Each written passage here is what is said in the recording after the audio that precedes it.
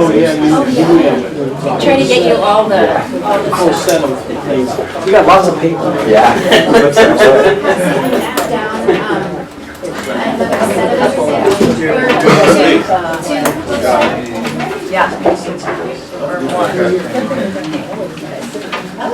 Well, in the interest of time, I think we should get started, although people are still arriving.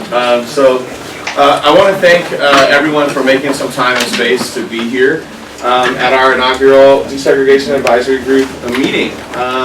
For those of you that would like further information, I would point you both to the email address here and our phone number and the web address. We will be uploading all of the documents onto the web domain for your further access and perusal moving forward.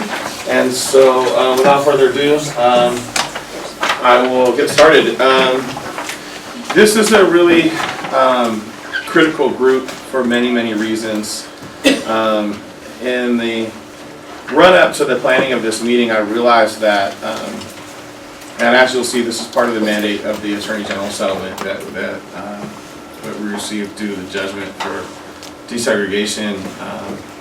But the idea of a desegregation advisory group or desegregation advisory council is actually pretty common with the different consent decrees that we've seen historically around the country. And although this is our first meeting, I think there's some really interesting models for us to build towards. As I was planning this meeting, I stumbled upon the Desegregation Advisory Council for the Huntsville, Alabama schools. And I immediately felt sort of inadequate because they had like a wonderful website and it was like super well refined. And then I realized that they've had a desegregation consent decree for like 5 years, and so I went, okay, all right, so hopefully, 5 years from now, we'll be that well refined as the desegregation advisory committee for the Huntsville schools. And there's people here representing teachers, community-based organizations, different folks from the community. And I'll show you the list that's required, and we probably need a few more people in the room to actually get fully in compliance. And I know some people said to me, well, I didn't know it was happening, or it was a short notice.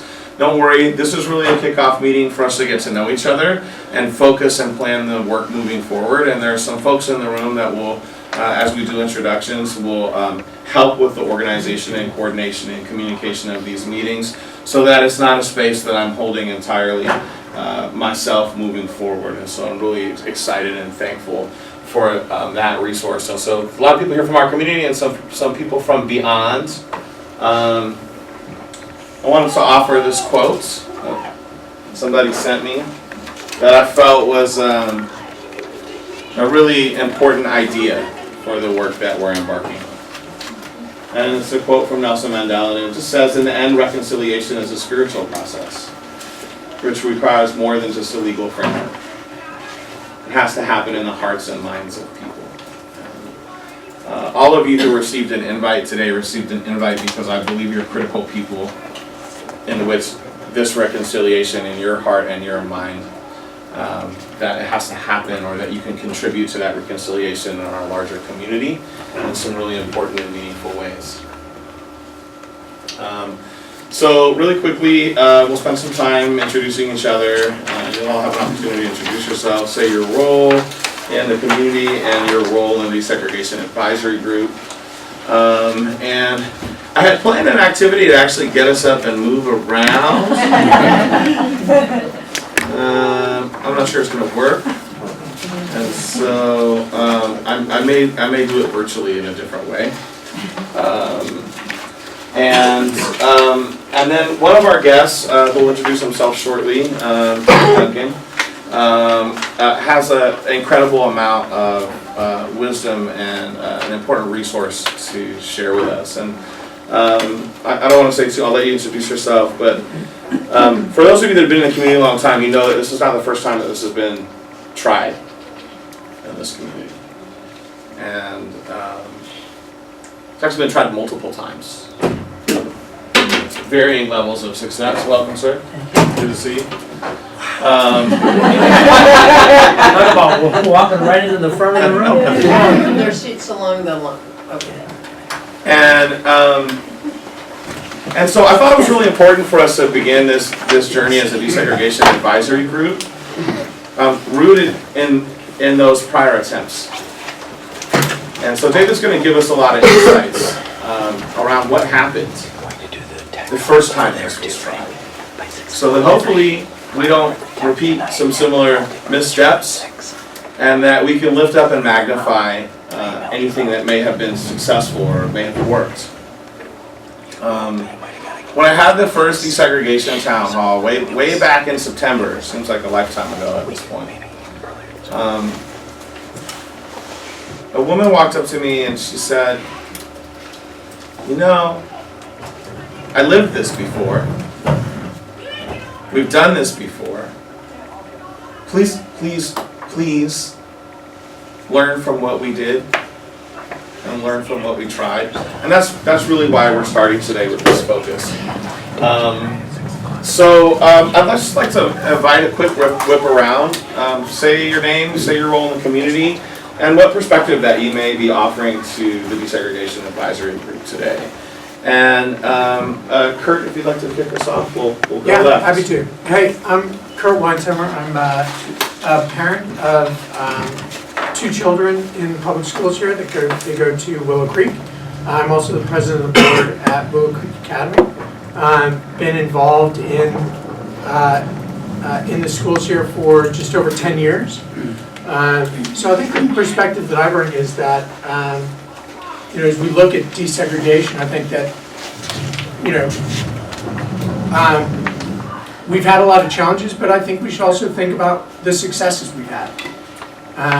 And we've got 80% of the kids are going to school together today, right? And most of the kids in Marin City and most of the kids in Marin City in South Toledo are going to school together today. How do we make sure that we learn from what hasn't worked and from what's worked?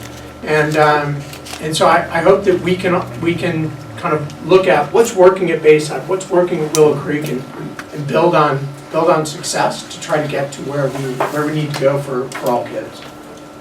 Thank you, Kurt. Thanks. My name's Lisa Bennett. I live in South Toledo. I've been living there for 23 years. I started a group called Indivisible South Toledo, which started after Trump got elected. But more importantly, my foundational work is with a group called Surge, which is showing up for racial justice. We started a chapter in Marin about 2 years ago, and it's primarily charged with working with white people to become anti-racist. Hi, I'm Yasmin McGrain, and I have 2 children in 5th and 7th grade at Willow Creek. And I guess I come to the table here having lived seeing the value of bringing diversity together. My family, it's very diverse. My dad's from Pakistan, my mom's from Switzerland, my brother's from England, my sister and I are from Canada, and I'm married to an Australian. So we're sort of like a little UN sometimes. And then when we immigrated to America, we landed in Northern Virginia, and it was during the whole time of trying to desegregate schools and bus people for even hours away to get to a desegregated school system. And so I saw a lot of fear of people when they were first coming together, and as a student I saw wondering if this could really work, and then through a really great head of school and some visionaries and some really good best practices, it was the most amazing experience I've ever had. So I'm hopeful to bring some of that to the table. I'm Sarah Pineda. I'm the founder of a nonprofit called Territorial Empathy out of New York, and we do a lot of racial equity work in urban areas. So I'm an architect and an urban planner by trade, and Matt and I have worked on similar integration plans, mostly in Brooklyn and New York, but we've advised on the citywide diversity projects that have happened in New York City. So my name is Matt Gonzalez. Nice to meet everyone. I'm the director of the Integration and Innovation Initiative at the NYU Metropolitan Center for Research on Equity and the Transformation of Schools, which is a whole mouthful. And so I oversee the school integration portfolio around advocacy, around policy, around technical assistance and support. And so the perspective I'm bringing is certainly someone who looks nationally through my work as part of the National Coalition on School Diversity. So looking nationally at public policy around school integration, and then helping New York City write its school integration policy as well as Connecticut around its magnet schools. So excited to be here. My name is Chelsea True. I run a nonprofit called Joyful Mind Project, which is bringing mindfulness services to Bayside. So the perspective I bring here is that while this work of racial justice and equity is large and complex, it has an ecological frame, it also includes doing the inner work within ourselves to identify those biases and work to integrate them into our lives in a way that's skillful for everyone. Hi, my name is Louis Anthony. I've been with the school district for 14 years. I am currently the intervention specialist. I also am the president of California Teachers Association for our local. And also I'm part of a nonprofit, Growth Circles, which raises money to take kids to Washington, D.C. and New York. And I'm here specifically to make sure that we're doing best practices for our children. I'm Robert Rubin. I'm the former legal director of the Lawyers Committee for Civil Rights here in San Francisco Bay Area. I practiced civil rights law for about 35, 40 years. And I guess what I'd like to bring is a perspective of someone who typically gets involved in these matters at the beginning, where we're kind of trying to show what's wrong with the system, it's requiring change. And what I'm excited about here is to be involved in a project that looks at after the change has been identified and the change is needed, and trying to be a healer and a remedial factor in the process. So that's what I hope to bring to this process, and hopefully we'll bring as much to the process as Jesus had. I'm Kirsten Thomas. My role in the community is a parent for I have a 1-year-old and a 5-year-old, and my 5-year-old attends Bayside MLK in the TKK class. And so I think the perspective I can offer is as a Bayside parent, and I'm also been very inspired by just being able to talk openly about race and segregation. And just learn more and share. I think I want to make sure that there's some. We want to do the table and then we can do the back row. Okay. All right. Go ahead, because they're all. Can I say, as a point of order, I know there's a report. I just want people should know that the comments are on the record, off the record. I would agree. Thank you. Marianne, do you want to introduce yourself? I think it's also being videotaped for your website, is that true? Yeah, this is a meeting that is open to the public. Okay, so I'm Marianne As part of the McKean. consent I'm a decree. public radio reporter. I think many of you have seen me at a lot of meetings. I'm observing and trying to learn from, and then I will try to tell this story in a way that hopefully doesn't make everyone angry. But I value the truth as well as you can find it, so I'm trying to do that. And I usually do tell people in a meeting like this that if you don't want me to record, I will turn it off. I don't try to hide, obviously. But since this is also being recorded for the website, when it's a public meeting, I don't make a big deal of that because you're all on the record anyway. So, but I do like people to know who I am and what I'm doing. I'm making a longer audio story, so it's not visuals, it's audio. Thanks, and thank you all for being so open.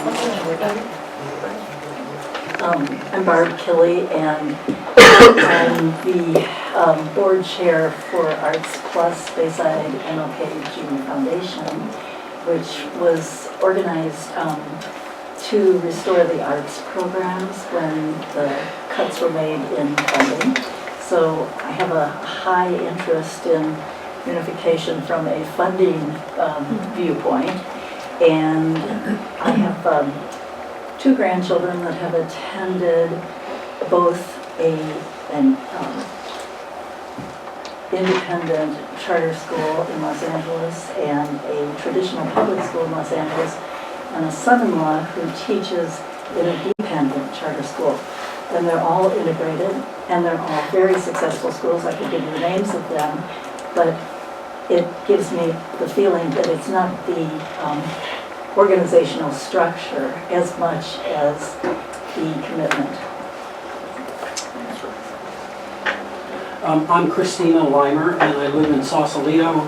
I'm a former Marin County Human Rights Commissioner and currently on the Marin Democrat Central Committee, and I'm a researcher working with this process under community needs assessment.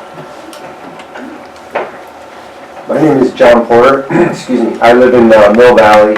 I run a non-for-profit, which is a youth sports organization, the Sports Lacrosse.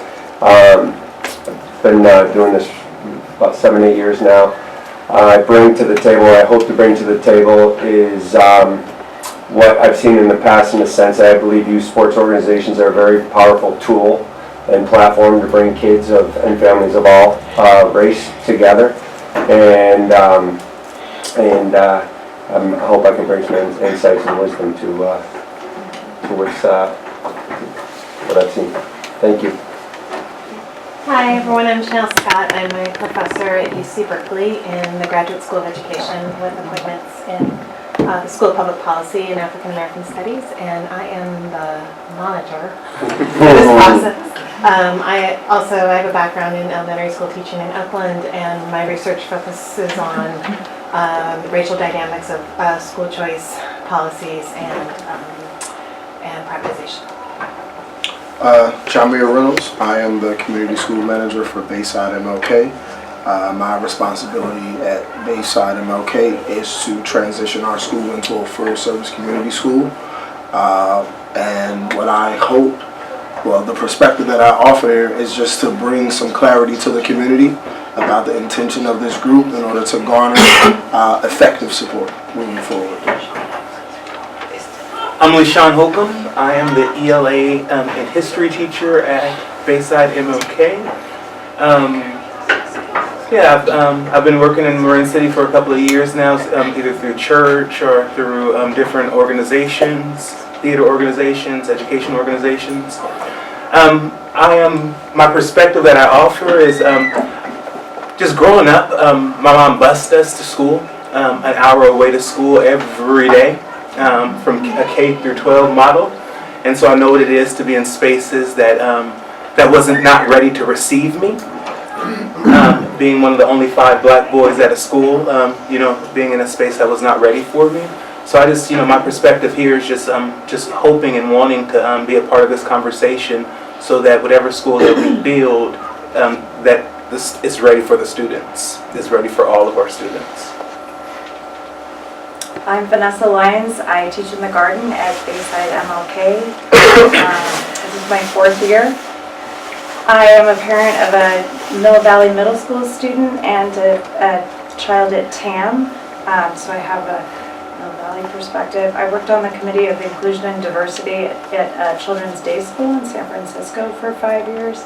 And I guess I bring to the table the teachings that have been shared with me for educators surrounding the conversation of white privilege, white educators in people of color classrooms, and best practices, and a lot of just research and training around that.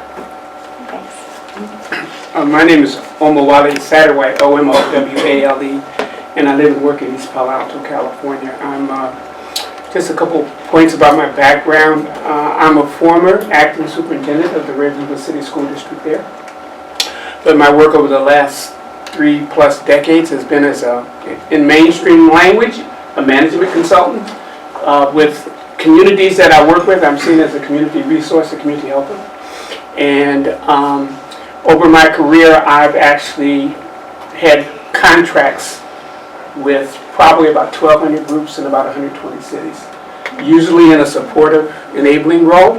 And so the perspective that I'll bring is, and I deeply believe that how you work with people is just as important as what you do. And so I hope to bring a sharp, seasoned process perspective to this process.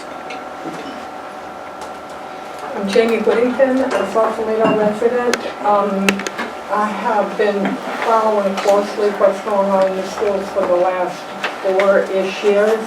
My point of entry was Betty Hodges and Freedom School. I grew up in the Mississippi Delta in the Jim Crow era, so it's personal. And as a result of being so interested in the Children's Defense Fund, having picked up the model of the freedom schools that were pioneered in the Delta in the 60s, I began to aggregate more and more understanding of what was going on in our district in Sausalito today, and how in some ways there are some of the same issues still around. I'm Laura Spolter. I am also a community member. My background is that I was a teacher, both of middle school and high school, and a learning specialist, and then I worked in a nonprofit in East Palo Alto, actually. We have to talk about it. But what I'm bringing to the table is just, since I'm a brand new resident in Sausalito, I've really only been here for 4 years, and that's pretty new. I'm shocked, and so I feel that I bring to the table just such a strong desire to make things right, that this can't be going on in our community. I really feel very passionate about that. So, and I'm a mother of 3 grown daughters, and I look at their education and I think any wasted moment in the day-to-day learning environment is too much. So this has got to be solved, and it's got to be solved right away. So that's what I'm bringing. Anger, maybe. My name is Karina Morris. I'm the Deputy County Superintendent for the Marin County Office of Education.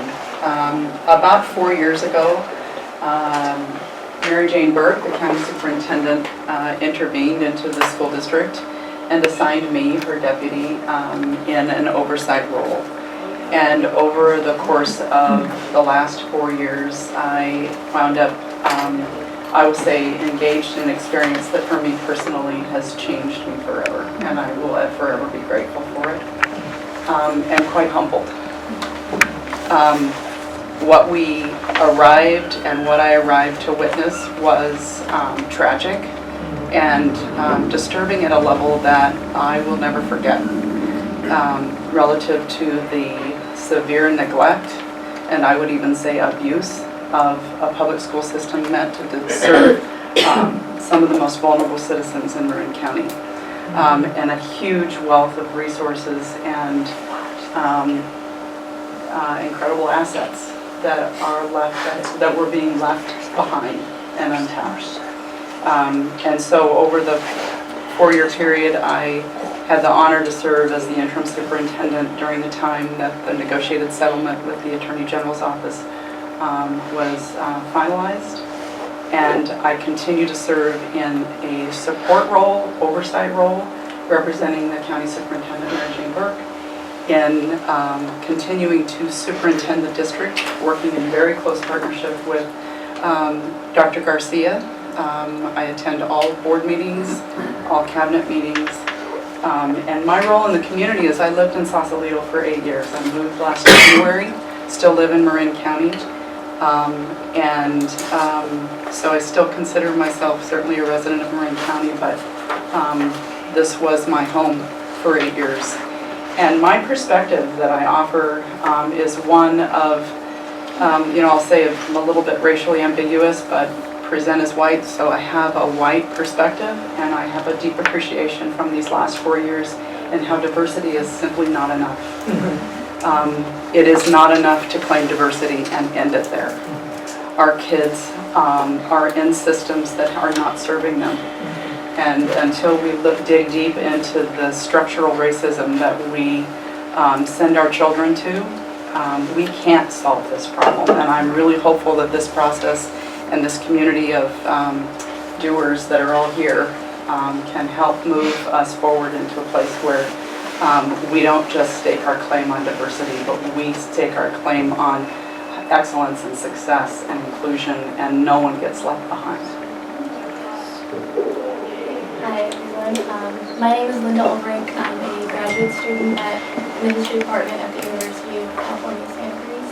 I'm just here today to accompany David as a colleague and as a partner, but I feel like the perspective that I offer is, I've heard about his project, which I'm sure he knows about from the beginning, so I feel like I know almost as much about the history of this community as he does.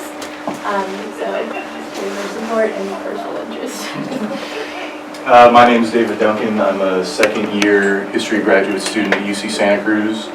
I started this project really researching heavily this past summer with no intention of being so heavily involved in the present, but I'm very excited about this opportunity. It's a history that is not well known, and I'm looking forward to sharing the historical perspective with you all. Hi everyone, I'm Laura Cox, Executive Director of Bridge the Gap College Prep, and that's where you are here today. We have 6 other classrooms that look very similar to this.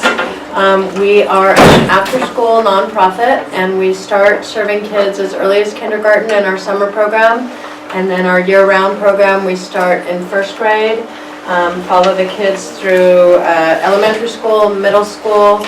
Then we move over to, the kids follow us to Tam High School, where we take over the math building for our after-school program, and then we follow the kids into college. Our program is a college prep program. We believe strongly that every Marin City student should have the opportunity to be able to choose college, and so that's what we do. We serve 275 Marin City students right now, and that is more than the high school serves of Marin City students, that's more than Willow Creek serves, and that's more than Bayside MLK serves. So our experience is with Marin City students, and I personally have been in Marin City for 12 years now, and really actively involved. So the first 7 years I was on the board of Bridge the Gap College Prep. The last 5 years I've been executive director, and my perspective, and always my perspective with everything that goes on in this district, and is the student. And because we are the one organization that says we follow them into high school, and we've convinced our kids they're going to college, and when they cannot succeed in high school, that's not going to get them to college. So we are student-focused, outcome-focused, and we have worked firsthand with families, with students, through the entire process, and my perspective is going to be on students and unification, but what are the outcomes we're going to achieve? So if we come together and we're a unified school and still the kids cannot pass math at Town High School, that's a failure. So unification has to be about focusing on the needs of the students, the hurdles they face, integration of course, but student focused, student outcome focused on both educational and social and emotional. So very passionate about this work. Welcome to Bridge the Gap College Prep. Thanks, Rose. Hi, I'm Emily Cox. I'm very proud to be the new head of school at Willow Creek Academy. Very proud and very tired. I offer, I think, kind of a fresh set of eyes on the situation after having spent the last 25 years in education, starting as a public high school French teacher in the Baltimore public schools, and then was a founding teacher for a charter school that opened up in highly segregated South Boston, 1990-ish. I got to see the charter school grow from a 5 to 7 school up to a 5 to 12 school, and also move into Dorchester, which was a much more, for any of you familiar with Boston, a move from South Boston to Dorchester would kind of be like a move from Sausalito to Marin City. So we got to experience and go through a lot of strife. And from there I moved into the Boston Public Schools. I was a fellow in the Boston Principal Fellowship, was the teacher of the first public elementary school in North America, Mather Elementary, also in Dorchester. And then from there, and found my way here in California. I was a professor at San Jose State University in teacher education. And then this opportunity came up and it looked fascinating. I didn't fully know what I was walking into. But I have no regrets and I'm really excited to be a part of this exciting process. And I see this as an opportunity. And looking forward to that chance to work together. I'm really, really excited to see two of my amazing students sitting in the back over there as well. My name is Chris White. I think I've met several of you in my attempt to try to launch an I Have a Dream program earlier this year, and then involved in trying to bring a better curriculum to the preschool programs here in Marin City. Unfortunately, both were not successful. But my background includes, and we've lived here, have been living here for about 8.5 years, my wife and I. But our background has been about 40 years in Washington, D.C. I opened 3 charter schools. I was chairman of the board for Teach for America back there, chairman for the Center for Educational Resources, which is a national advocacy group, and started an I Have a Dream program, which turned out to be incredibly successful in Washington, and then also became chairman of 7 different sponsors of I Have a Dream programs in Washington. So I'm here as a very concerned citizen with a couple of black eyes and hoping to bring the experience that I've had in Washington. I continue to sit on the board of probably the largest charter school in any one city. It's called Friendship Public Charter School. We educate 4,500 kids in Washington, D.C. That's incredibly successful. That's my background. Hi, my name is Ivana Lunal. I'm a Sausalitian for about 30 years here. Grew up in the county. The perspective I bring is from thinking I was going to be a doctor, interested in health and well-being, and becoming an educator, specifically starting George Lucas's Educational Foundation and creating Edutopia, which is still the most widely used online video magazine of project-based learning models.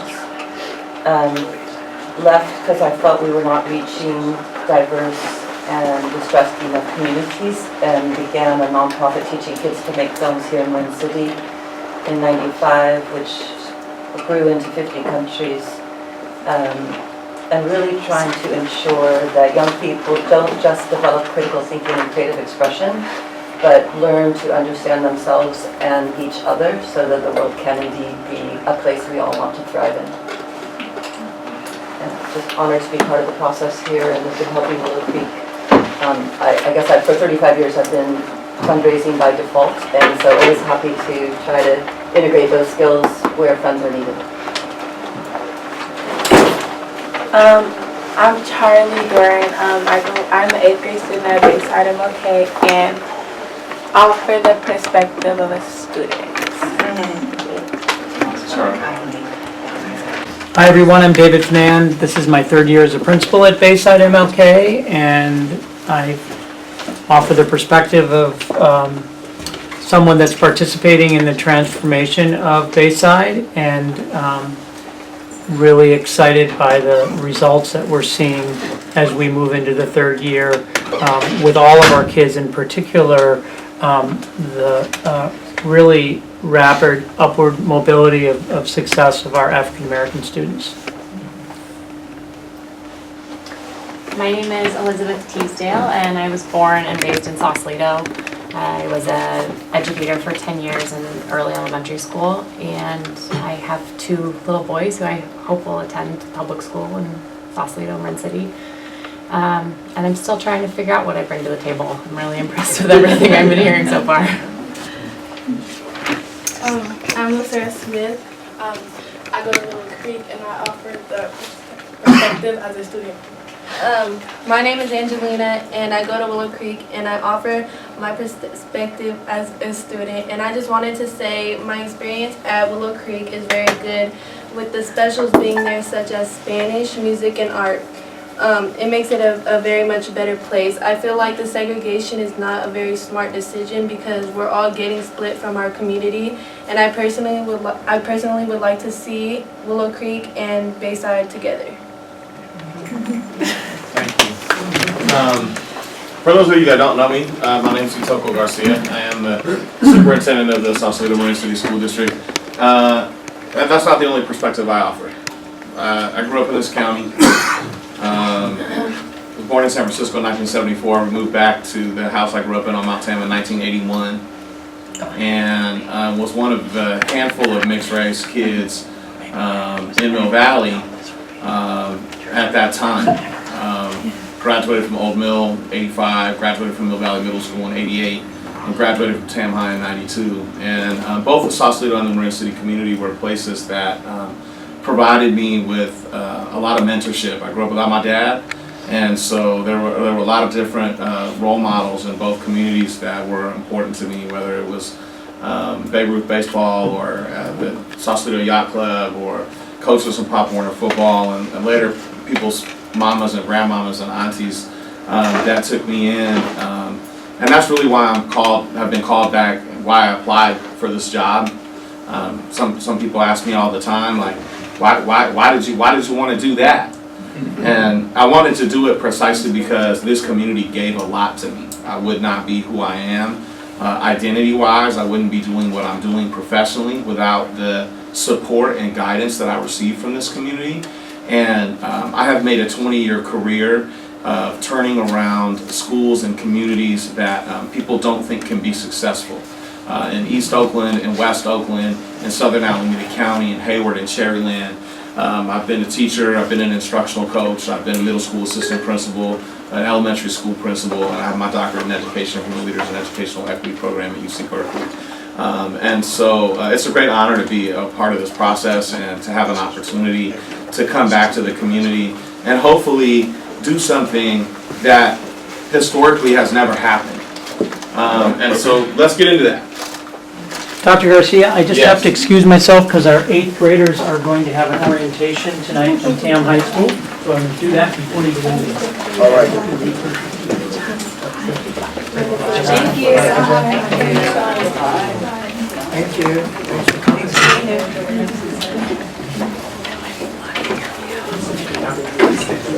So, why? This language is pulled directly from the consent decree. As many of you know, in August 2019, we entered into this settlement agreement. I'll use those two terms interchangeably, settlement agreement and consent decree, so there's no confusion. Which was the first desegregation complaint in the state of California in the last 50 years. So when you hear people say it's historic, that's what people mean. It hasn't happened for a long time in our state that the Attorney General put forward this kind of complaint or this kind of agreement or decree. And one major pillar of the settlement is indeed the formation of this group and the meeting of the Desegregation Advisory Group. And so we're required to meet at least twice per year until determination of the judgment. Don't worry if after tonight you decide you don't want to be on it. We're not going to chase you down. But I'm glad all of you took the time to come out tonight, and I hope you will return and continue to return and engage. So what do? Why are we here? We're here to provide comments to the districts on education programs and related programs within the district and issues relating to racial segregation within the district. We're here to make recommendations to the district to reduce racial segregation and improve the district's education programs. We are also here, and some of the folks around the table gave their credentials. Part of this DAG was to contract with qualified third-party expert or experts, subject to the approval of the monitor regarding the effect of racial segregation, and to facilitate and organize group meetings. And so while you will have to suffer yet through one more meeting facilitated and organized by me, I'm really excited that David and that Dr. Satterwhite and that Dr. Lemer and that Dr. Gonzalez and Zareth are here to support us as experts in desegregation. And there's one more person that committed to be part of that expert team of advisors He wasn't able to make it today, but he is committed to being part of the process, and that is John A. Powell from UC Berkeley. Any of you that are familiar with the theory on structural racism, he wrote that article. And so I'm really honored and excited by this team of experts that has come to support the work, and I'm looking forward to collaborating with them in terms of planning and implementing future desegregation advisory group meetings. You'll see also from the consent decree the composition that we should invite representatives from the following categories of persons or entities, though members of the group are not limited to the following. So students, parents of students, public school administrators, public school teachers, community organizations, County of Marin Office of Education, County Marin Housing Authority. So I do want to know, I don't think we have a representative from the Housing Authority, or that we did invite Louis Jordan to be here. County of Marin Department of Health and Human Services. Again, we don't have a representative from that, so that's part of the work that I need to do in the interim before the next meeting is not only to invite those people to make sure that they get to the table, and the City of Sausalito as well is not represented here. Invites also went out to Marin City Community Services district representatives that were unable to attend. So we are missing a few of the folks. The invites did go out, but as some of you noted, maybe it wasn't enough time to come, or we didn't have enough notice, and so part of the commitment that we'll make moving forward is doing a much better job communicating time in advance. And so if all of you would circle your calendars now for January 30th, that is the next planned desegregation advisory group meeting. And we'll make sure that we do some more outreach to the agencies that were unable to make it today.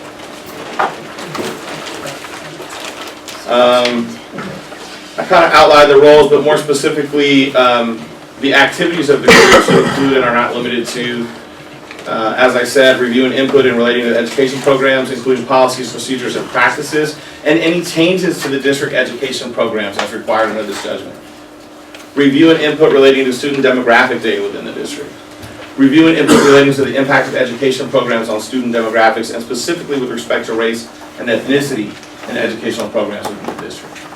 Review and input relating to the feedback from the community regarding the education programs within the districts, and review and input relating to health services, social services, and other supportive programs available to students within the district. And lastly, review and input relating to other activities and events within the district that may affect racial segregation within the district's education program. So part of the other... Just a stupid question. Can you define the district? So based on this settlement, what's the... Well, I don't think it's a stupid question. I mean, it's at the heart of litigation between our two organizations. But for all intents and purposes, the way that the law works in the state of California is when you have a direct funded, or sometimes you'll hear the term independent charter school, although I would discourage us all from using that term because it's not actually anywhere in the law. Independent charter school functions as its own local educational agency. So it's a separate legal entity. So Willow Creek is a separate legal entity from the Sausalito School District. However, I do believe we are all one community. And I do believe that all the residents of Sausalito and Marin City are one community.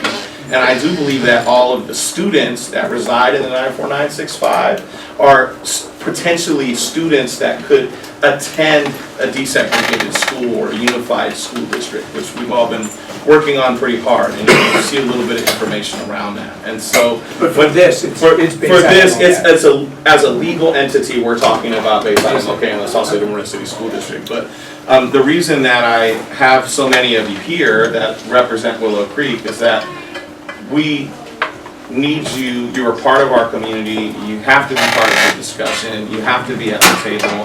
And I believe any meaningful solution to desegregation hinges upon our partnership. And so I want to thank all of you for being here, despite what may be a slight difference in definition around the districts.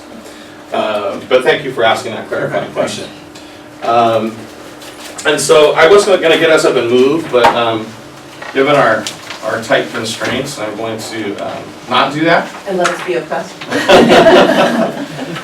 What I am going to do is take us through a virtual gallery walk of a few different things.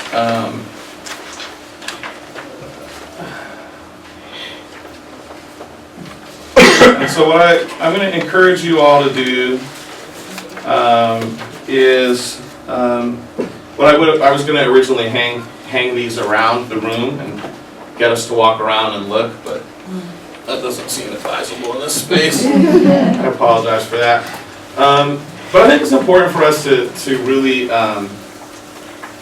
ground ourselves in the history of schooling in our country, and then look at the history of schooling in our community as a frame of reference to kick off this work.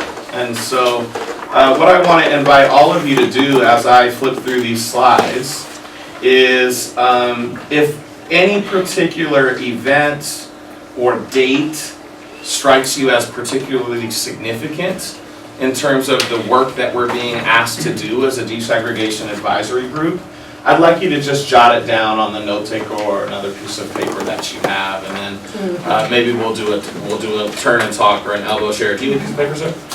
No, I have a very fundamental question, and I just can't get to the bottom.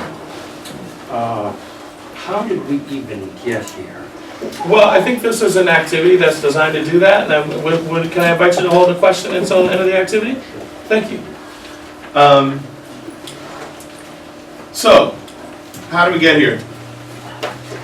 1647. This is the first time a quote-unquote public school was ever formed in the United States of America.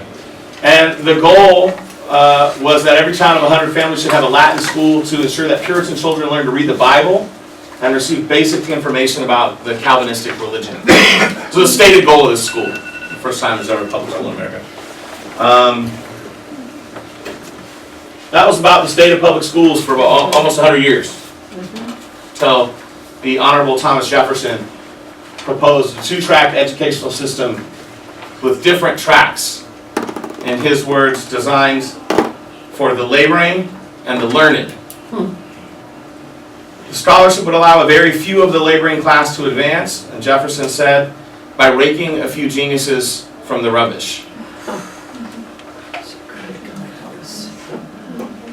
1787. Congress enacted the Northwest Ordinance to provide a structure for settling the territories of Michigan, Ohio, Indiana, Illinois, and Wisconsin. That was the law that divided Michigan into 6-mile square townships and reserved one lot in each township for a public school. First time that was mandated in terms of city planning in our country. 1790. Pennsylvania, leaders. And the state constitution called for a free public education, but only for poor kids. It was expected that rich people would pay for their children's schooling at the outset in 1790 in the Pennsylvania state constitution.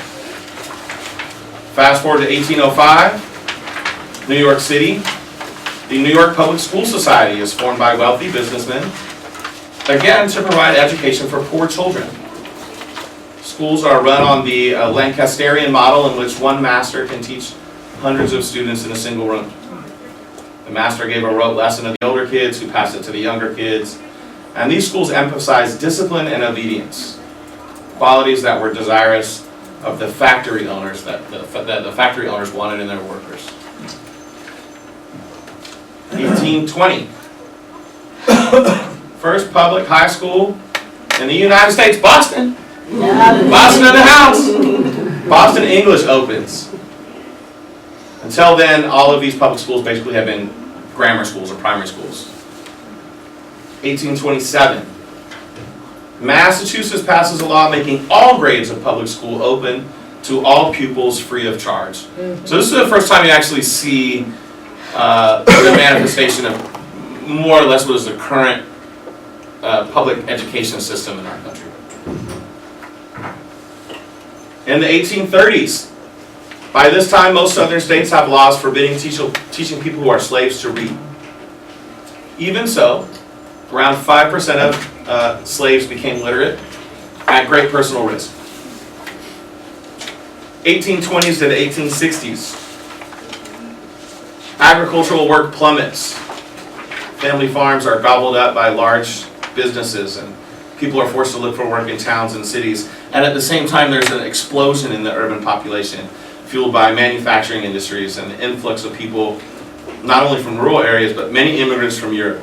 Many of us sitting around the table here whose grandfathers and great-grandfathers came from other countries, probably this is about the time that we arrive in this country.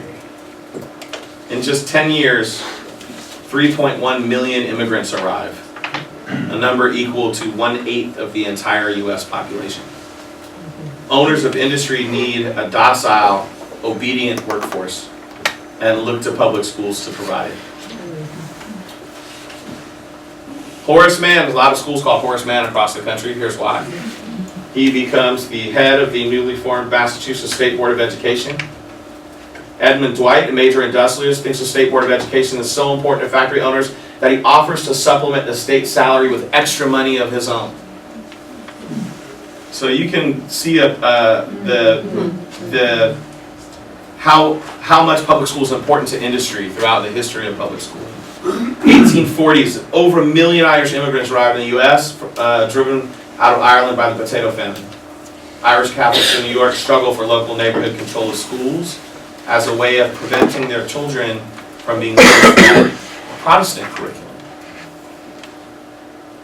1848, first reform school in America, Massachusetts Reform School at Westboro opens, where children who have refused to attend public schools are sent.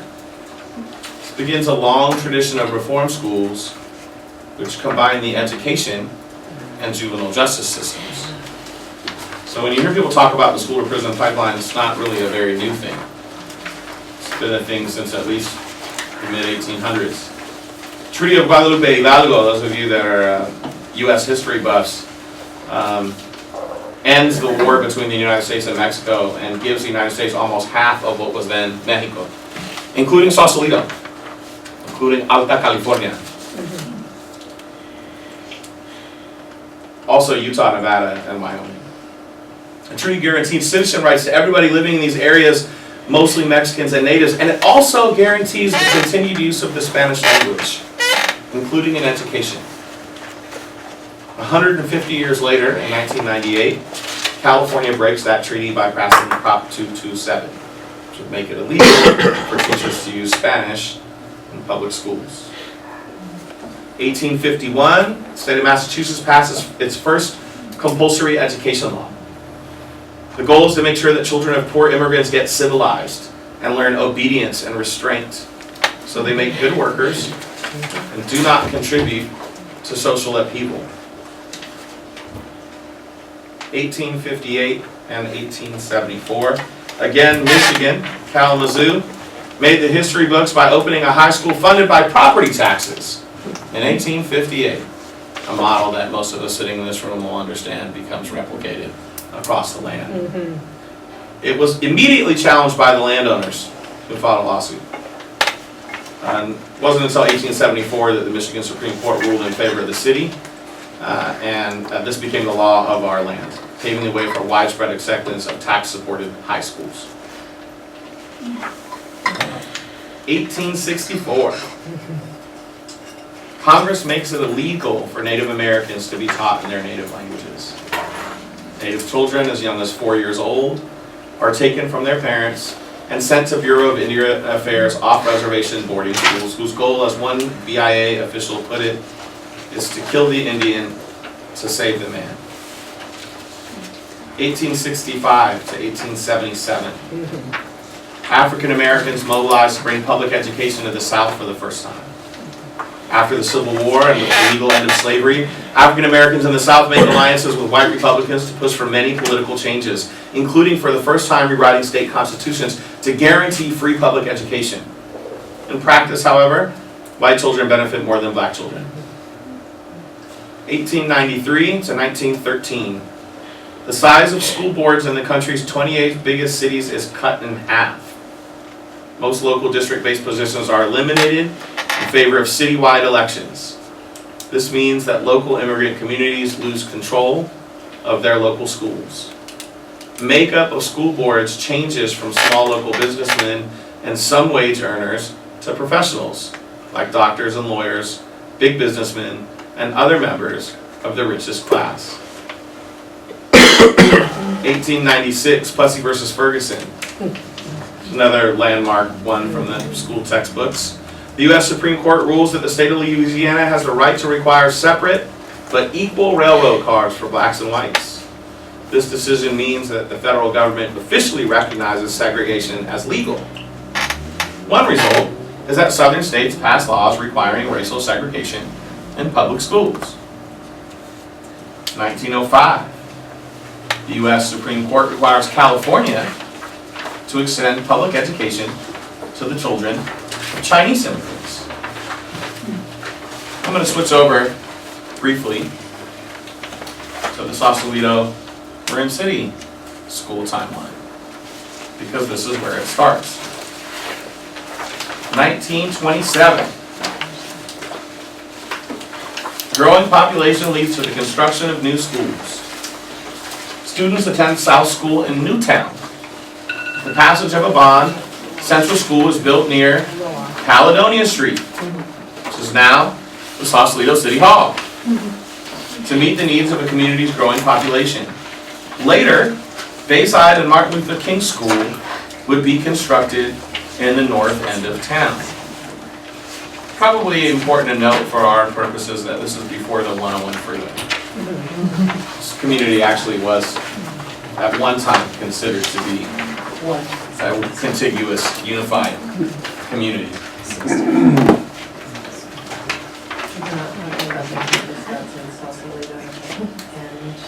They are talking about, yeah, that's right. They're talking about the old, what was the old MLK when I grew up, where I used to practice baseball, and then what is actually currently the Nevada Street campus, or the Willow Creek campus.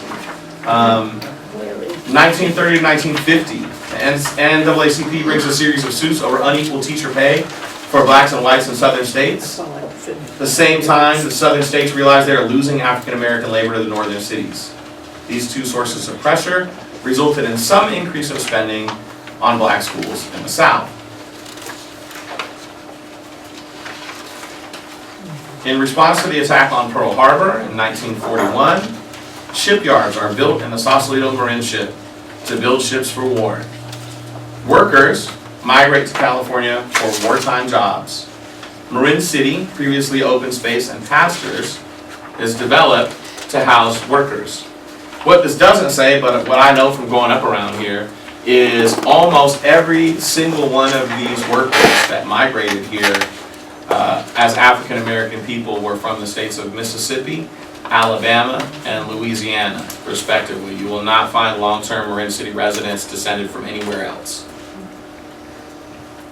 Mississippi, Louisiana. And Alabama. 1932.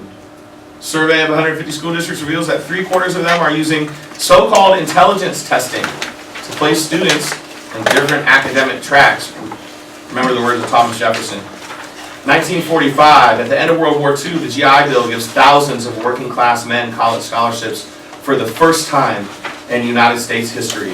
1948, ETS, yes, the famous folks behind SAT, was formed, merging the College Entrance Exam Board, many of these other entrance exams, with huge grants from the Rockefeller and Carnegie Foundations.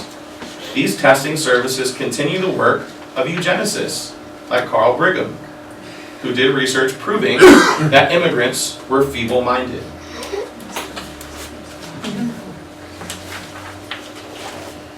August 1943, the decision to start school in Marin City. Marin City School is opened by the federal government to provide a school for the workers in the shipyards. August 1943, there are calls for representation of the new Marin City School on the school board.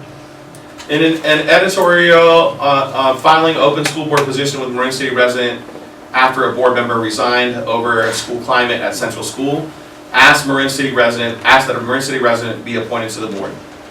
County superintendent disagrees and appoints a Sausalito resident. September 1943, Marin City School opens with double sessions for kindergarten through 4th grade due to lack of space at the new school. March 1947, Superintendent responds to funding complaints. Superintendent's response to funding questions. Marin City School is overcrowded with shared classrooms, and the Marin City Council has questions about funding between Sausalito and Marin City Schools.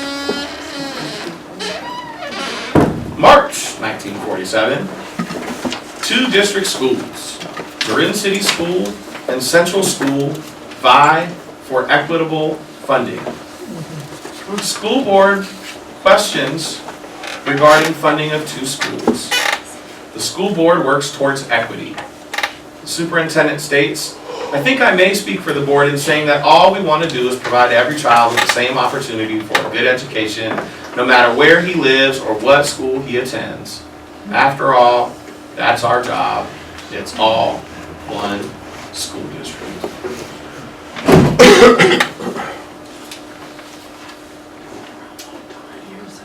1954, Supreme Court unanimously agrees that segregated schools are inherently unequal and must be abolished. Almost 45 years later, in 1998, schools, especially in the north, are as segregated as ever. 1950, Marin City citizens call for a school survey. Marin City parents call for a school survey to raise awareness of poor promotion levels of students attending the Marin City School. June 1951, the Leonard Report, commissioned by citizens and conducted by J. Paul Leonard, president of the San Francisco College, cites administrative and curriculum challenges within the Marin City Sausalito School District and recommends changes. 1952, school district consolidation proposed. Defeated school board candidate proposes creating an independent Marin City School District or consolidating with the Mill Valley School District to allow for direct representation on the school board. July 1952, school facility funding diverted. Facility funds intended to alleviate overcrowding are transferred from the temporary Marin City facility to the Richardson Bay School due to legal issues. August 1955, Marin City parents petitioned the school district to advocate for improvements. The citizen group, Marin City Citizens for Better Schools, forms to advocate for improvements in the school district. Especially the group of 231 petition signers demands an impartial survey to determine the extent of violence between students and teachers, parent mistrust, and ill will, integration, and teacher turnover rates.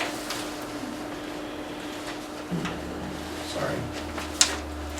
1957, federal court orders integration of the Little Rock, Arkansas public schools. Governor Orville Fowlis sends the Arkansas National Guard to physically prevent 9 African American students from enrolling at all-white Central High School. Reluctantly, President Eisenhower sends federal troops to enforce the court order, not because he supports desegregation, but because he can't let a state governor use military power to defy the United States federal government.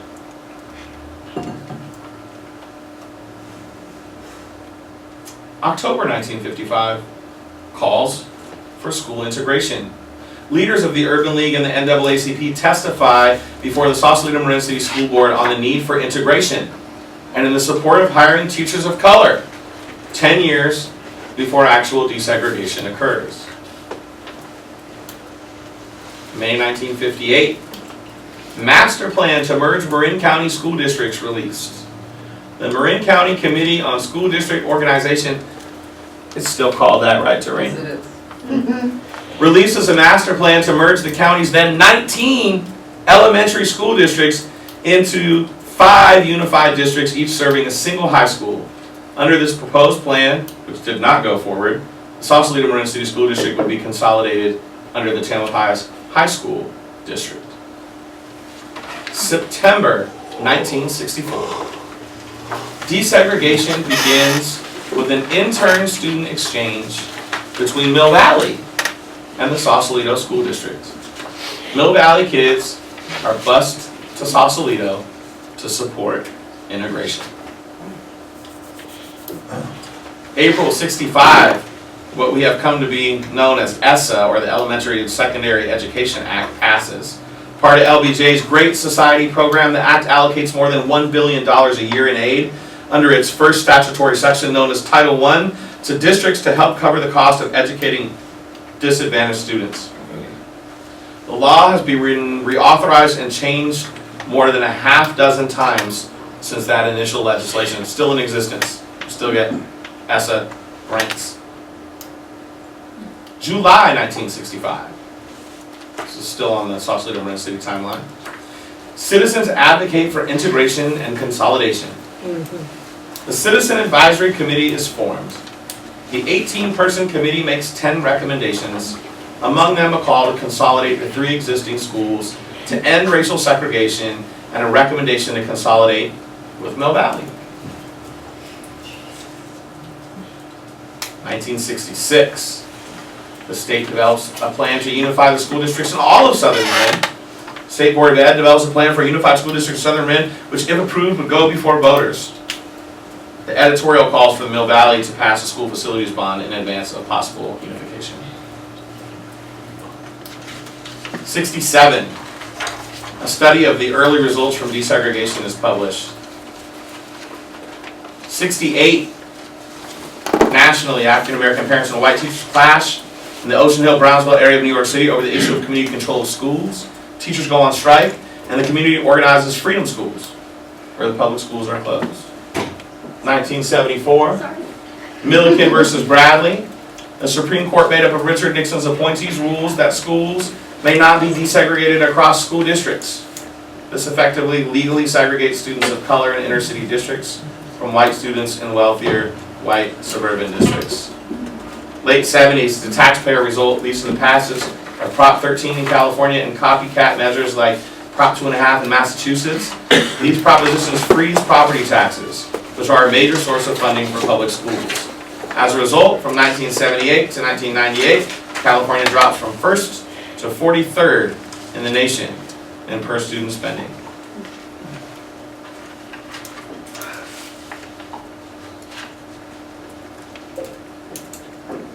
In 1970, the president of the school board, Sausalito Marin City School Board, resigns amid racial turmoil. After black principal Sidney Walton is fired on grounds of supporting militant activities in violation of school board policies, school board members resign. The county is asked to step in to ensure quorum. 71, court orders school desegregation in San Francisco. Parents boycott busing. 72, Sausalito voters go to the polls to vote on the school tax rate. The district is asked to vote on a tax increase or face cuts. Teachers, staffing, and services to schools.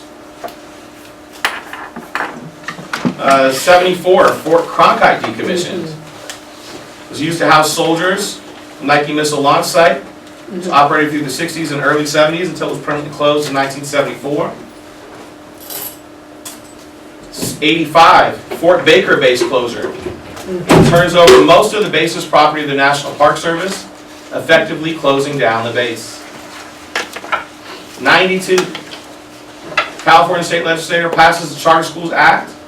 California becomes the second state in the country to enact charter school legislation. The act authorizes any person seeking to establish a charter school to petition the governing board of a school district to approve a charter that permits a school to operate independently from the existing school district structure as a method of accomplishing specified goals. Some more national laws establish a community college on every Indian reservation, which allows young people to go to college without leaving their families.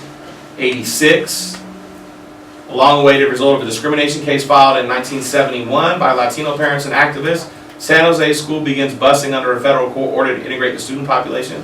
Students are bused between the more affluent and white southern part of the district and the Mexican, Asian areas in the north. In several cases, the commute was 90 minutes. 93-94, AmeriCorps is created. Prop 187 passes in California, making it illegal for children of undocumented immigrants to attend public school. Federal courts hold Prop 187 unconstitutional but anti-immigrant feelings spread across the country.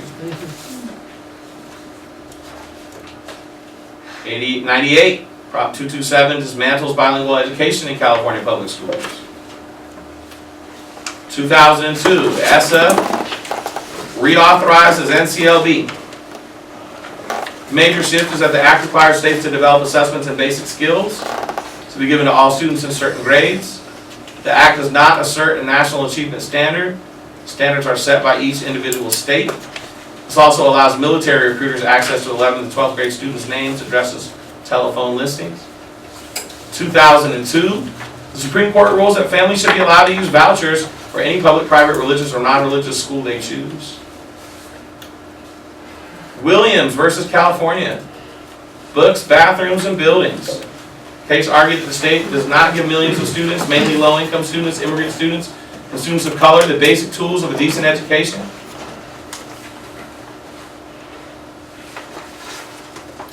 (1997), Sausalito Marin City FICMAT report issued. The report is referenced in a number of sources, but is not readily available on the FICMAT website. We were not able to get information regarding the contents of that report. March '97, Sausalito Marin City residents attempt to recall board members. Frustrated by what they consider a lack of leadership and an increase in violence on school campus, residents attempt to recall all 5 school board members to force change. Enrollment declines from 387 in 1990 to 238. May '97, the LA Times looks at the Sausalito Marin City School District. Money isn't enough. The wealthy district struggles to teach some of its poorest students, creating an education enigma. Underachievement ignites a firestorm of protest from frustrated parents. 1997 grand jury report. Prompted by complaints from citizens, the grand jury conducts a study of the Sausalito Marin City School District and releases a report critical of the district. One of the most serious problems reporting the report is violence. According to this report, police were called to district schools 50 times during the 96-97 school year. 2001, Willow Creek Academy opens. In the spring of 2001, Willow Creek Academy charter school petition is approved by the SMCSD. The charter school opens its doors that September, sharing space with the traditional public elementary school, Bayside Academy. NCLB passed. Willow Creek Charter renewed in 2004. March 2006, civil rights activists protest drug-sniffing dogs on the school campus. ACLU speaks out against the use of drug-sniffing dogs at MLK Middle School in Marin City, citing lack of evidence of a drug problem at the school. 2006, IJ looks at SMCSD with George Strategos as board president. A puzzling legacy. SMCSD struggles with high spending and low achievement. 2007, Marin County Grand Jury conducts a review of the 4 schools in the county chartered by local districts, including Willow Creek. May 2007, Willow Creek responds to the details of the grand jury report.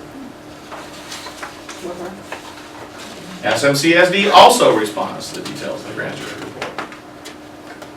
Grand jury looks at Bayside MLK, Willow Creek schools as an update to the district status from the 1997 grand jury report and finds positive changes in achievement at Bayside while MLK still struggles. Also discusses the dynamics with Willow Creek and suggestions for improvement.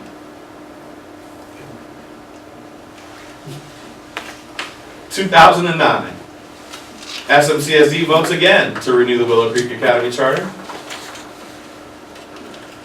April 2012, another FICMAT report. In addition to identifying a number of internal control weaknesses, the report finds that the district has declining AP scores in both its schools and declining enrollment. It recommends that the district consider a different site or district grade level configuration in an effort to reduce the operational burden and expense of 2 separate campuses for a 150 student population. Raises concerns regarding funds transferred to the public school, Willow Creek Academy, in excess of the minimum required. 2013, Bayside MLK Junior Academy opens. in an effort to reduce Can costs. I ask a clarifying question? Yeah. So, in the earlier reports by the Marin County Grand Jury, they recommended increased funding for Willow Creek Academy due to low funding. But why was that not included, but the FICMAT recommendation around funding was? Like, how did you determine? I didn't make this timeline. Oh, you didn't? No. Oh, okay.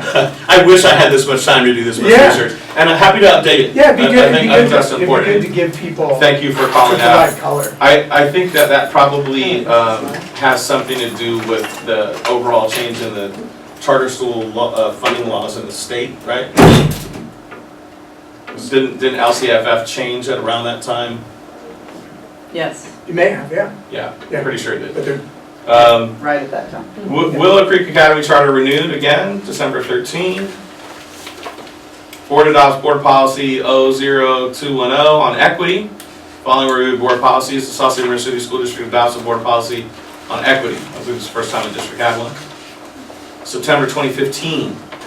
SMCSD lays claim to being the first in the country to provide a menu to students that offers all organic and non-GMO foods. Yay! SMCSD MOU between SMCSD and Willow Creek Academy. SMCSD agrees to provide Willow Creek with more than minimum funding required by EdCode. 2015, Congress reauthorizes ESSA. 2017-18 school year shifts the burden of holding schools accountable for academic projects from the federal government to the states. States get to pick their own goals, both a big long-term goal and a smaller interim goal. These goals must address proficiency on tests, English language proficiency, and graduation rates. And goals have to set an expectation that all groups that are furthest behind close gaps in achievement and graduation rates. The states must incorporate 4 indicators to track academic progress. June 2016, school board approves putting a bond measure before the voters. SMCSD school board votes to put a $29 million bond measure before voters to upgrade both campuses, Bayside MLK and the Willow Creek Academy campus. 2016, Marin City residents object to bond funds being raised. Marin City residents object to bond funds being raised on the grounds that the majority of the funds will be used to upgrade the Willow Creek Academy campus, the charter school. August 2016, another FICMAT management review.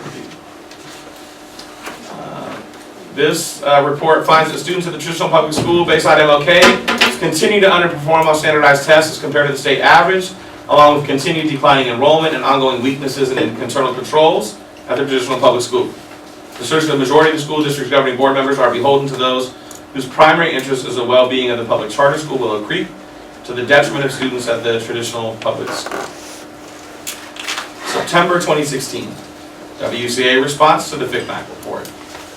Board of Directors of Willow Creek responds to that FICMAC report, stating the report rests on false assumptions and statistical distortions, and refuting the report's claims that the district has disproportionately diverted financial resources from the traditional public school to the public charter school.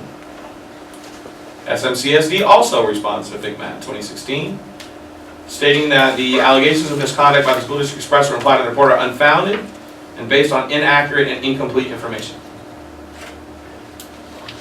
Parents and residents protest the quality of education at Bayside MLK, a lack of books, teacher resignation, concerns about the educational program as school starts, prompt parents to come together under the banner of Marin City parents advocating for our children to demand improvements.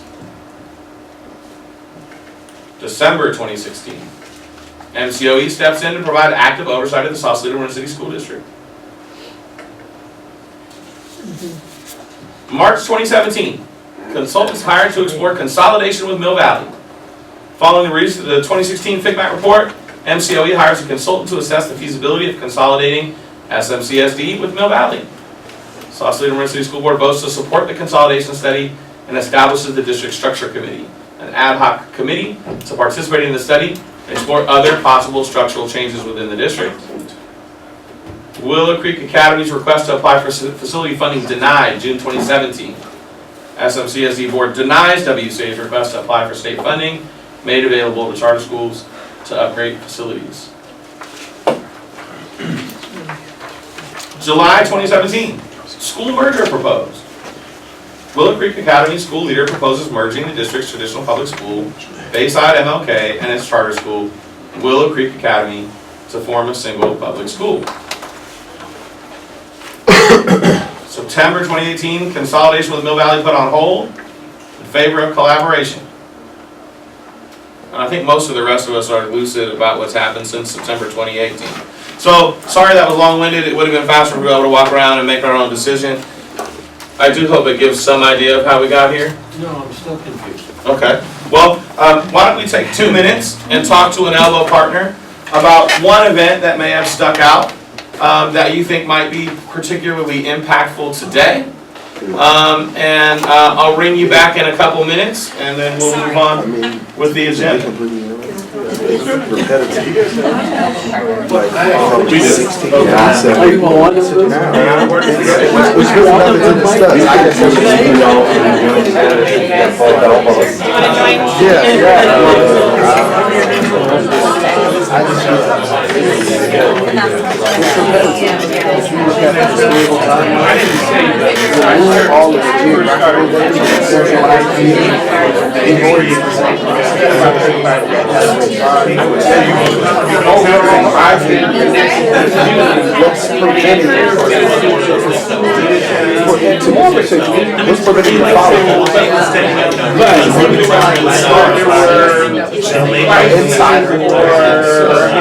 Campaign, and then we run back to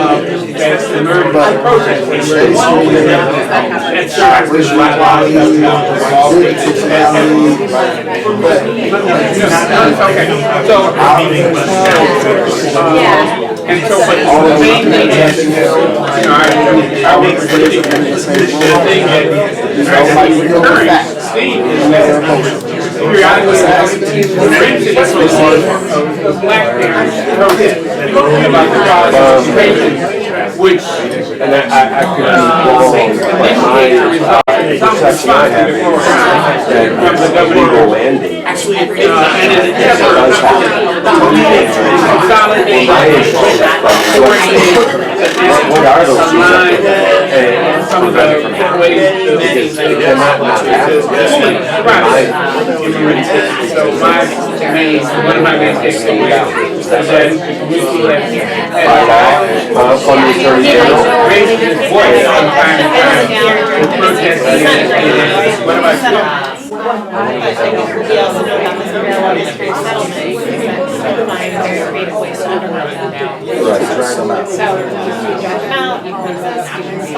One thing is to be sure that I don't know what deployed not to be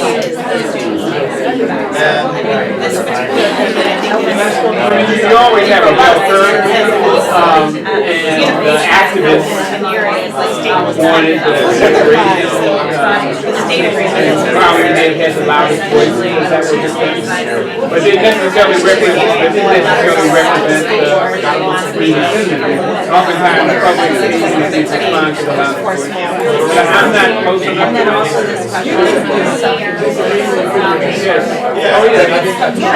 that's why I didn't assume this was what you said where I just wanted to okay. There are some people who look at this as strictly a assessment of emergency school district project. Bayside MLK has to be segregated. So, in fact, what some people told me is this distinction has become clear as I haven't seen it as my desegregation can be done different ways, but we're choosing the unification method in order to strike it. So, is that, what's your take on that? That is I would see this. Well,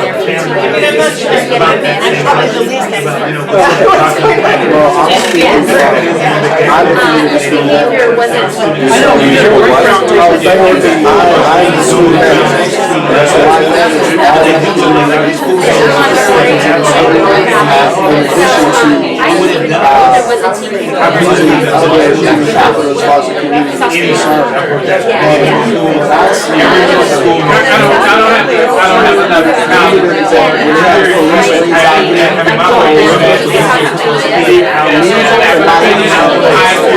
first of all, to go up to when I knocked on the door, the grandmother came to the door of the house and she was just showing me the bed. She said, "No man, this is my son." He said, "I'm from the inside of the He said, "I can't take your love because my grandmother will kill you."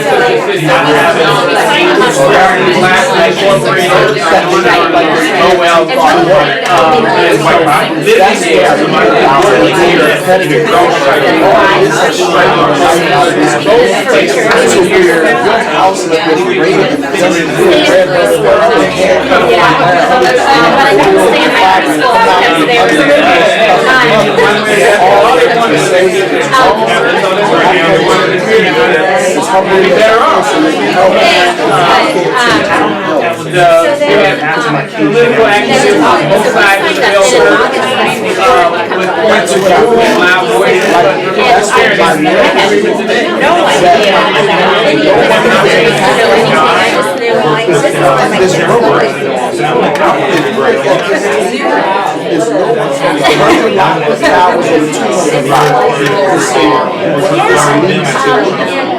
And so I sit in these spaces, and oftentimes I'm told not to be in a particular space until I tell them, hold on, sir, I work in the community, and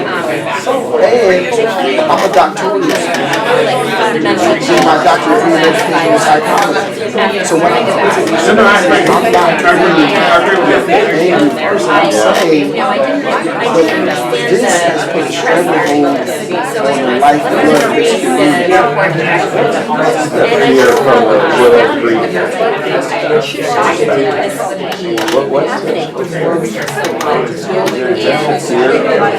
Right. Fear campaign, and it's all documented. What happened was, they took all the resources from base operations and created that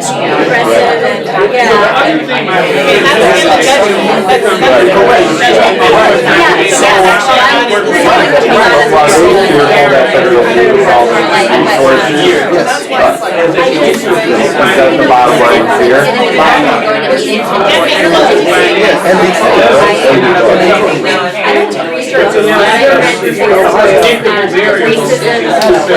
One of the unification that's how people broke up into affinity groups. And I checked out every Facebook from the library. The demographics are hugely different. So there were 3 wide affinity groups, so that to accommodate people around the So I'm moving around between So the decisions about where resources go, there are a whole lot of people who they really aren't involved. They weren't involved in this decision. Their parents and they spend days with their kids in school and know the people in school and they feel like we use our time, our hearts, our money to the school. What's going to happen to it? It's going to take it away. So that is a huge fear from parents who are very involved. There are probably other things, but I know that is one. I sat at the book table, and they were saying they don't do anything that they signed. He said, who doesn't do anything like that? Kids aren't learning, there's no program. So I waited, because they went around the circle, and I said, hold on. We created our news network. no question about it. People look at the numbers and chess. I they'll be right. They'll see different stories from the numbers. We have a parent group, we have a we have a clothing bank, like our suspensions are down. So even from the fear of closing the one have been conditioned to think inside is so it's a double win. You know, and so I had to, and once I told them that, it was like, wow, when did all this happen? I said, I started at the show. And so we just said, and so I, you know, it's that. So it's, you know, there's really no people talking about skepticism. One thing that overshadowing So, what you couldn't take little creek away because of all those streets like there is a Presumably there are lots of things you could do. You could have 7th and 8th grade on one campus and the elementary school on the other campus, couldn't you? That's originally what this school over here was going for, wasn't it? That they were going to have that. That was the original plan when the school was built.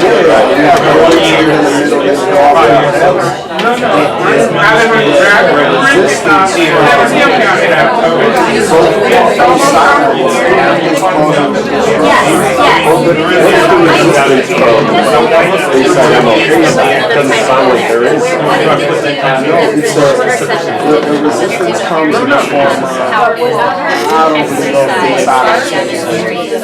but do you understand? From that's within Bayside or? No, that's. Is there resistance within Bayside? No,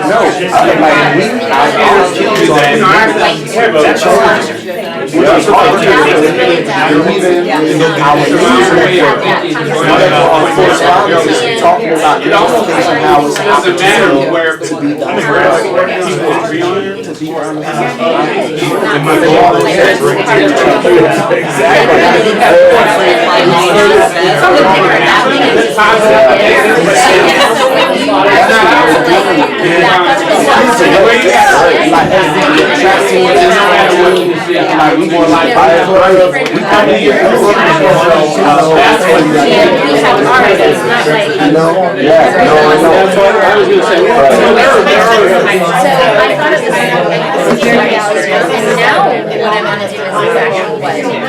About recently, they've lost about 30.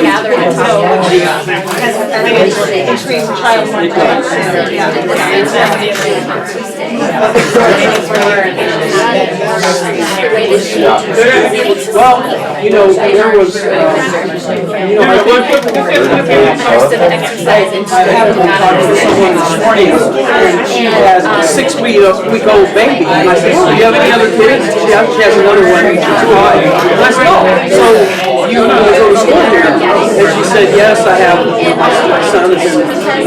I said, so did you know about what's going on in school? She said, yes. So I just kind of like opened his face to say something, what you said was, well, basically, it's an awesome school, and, you know, they also were leaving. So, and, you know, the thing is that there are a lot of people over on the Sausalito side who have plenty of money to be able to up and leave if that's what they choose.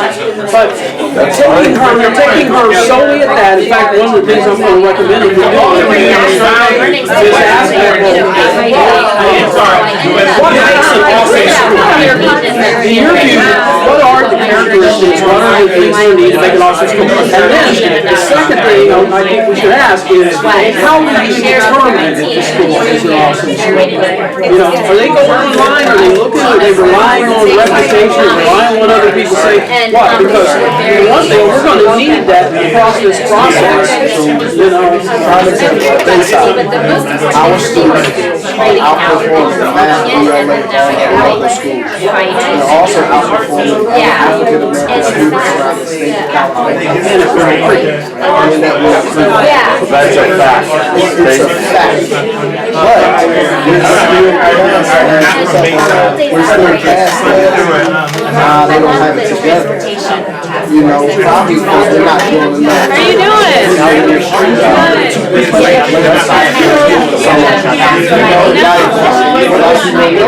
So, you know what, last night, there were 2 people, my neighbors who came to the Tuesday night, came to the education meeting, first time. You were asking me about, so, the work weeks are gonna be great, so you can hear for yourself.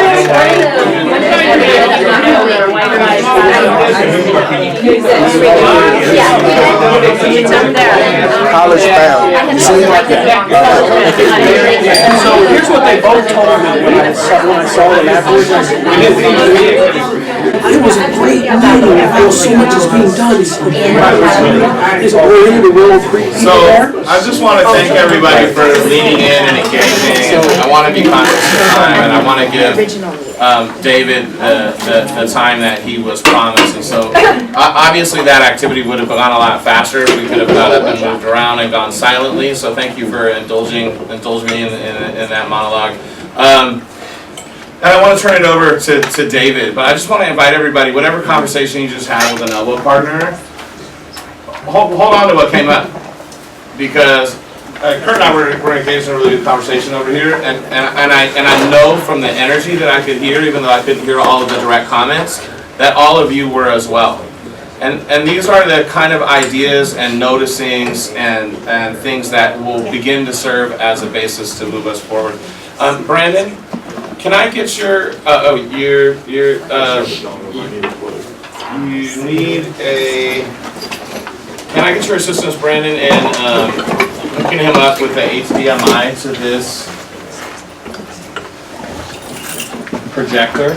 We'll need a HDMI to VGA connect.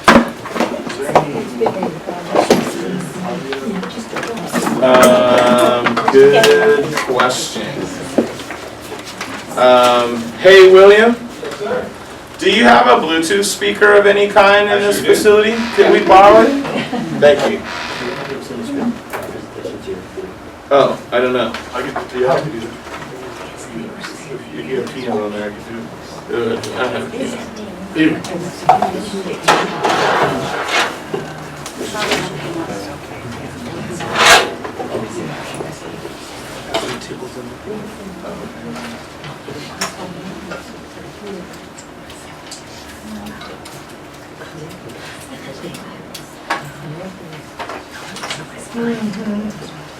Are you okay on power? Yeah, I'm good, thank you.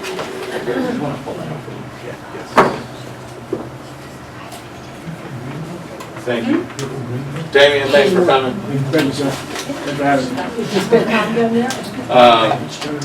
I can catch you up with some of the materials that we just engaged in.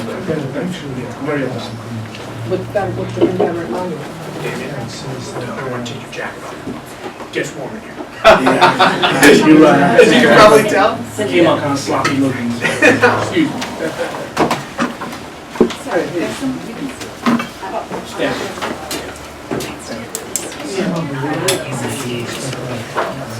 It is warm.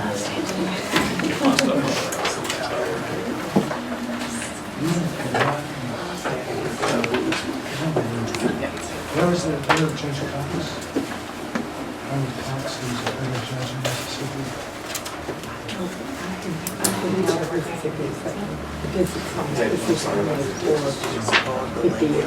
Even in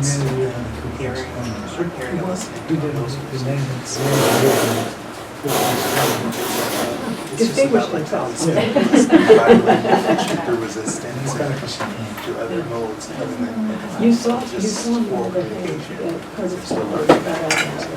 did you follow that? The Curtis Myers, because it was twice 6 times. Yeah. He's out on bail. Because Brendan.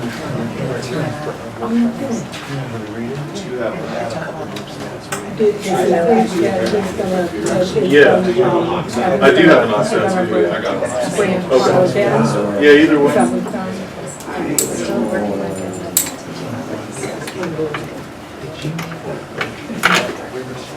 Anyway, that was just yesterday, the day before they got out of bail. We should talk about One of the this. earlier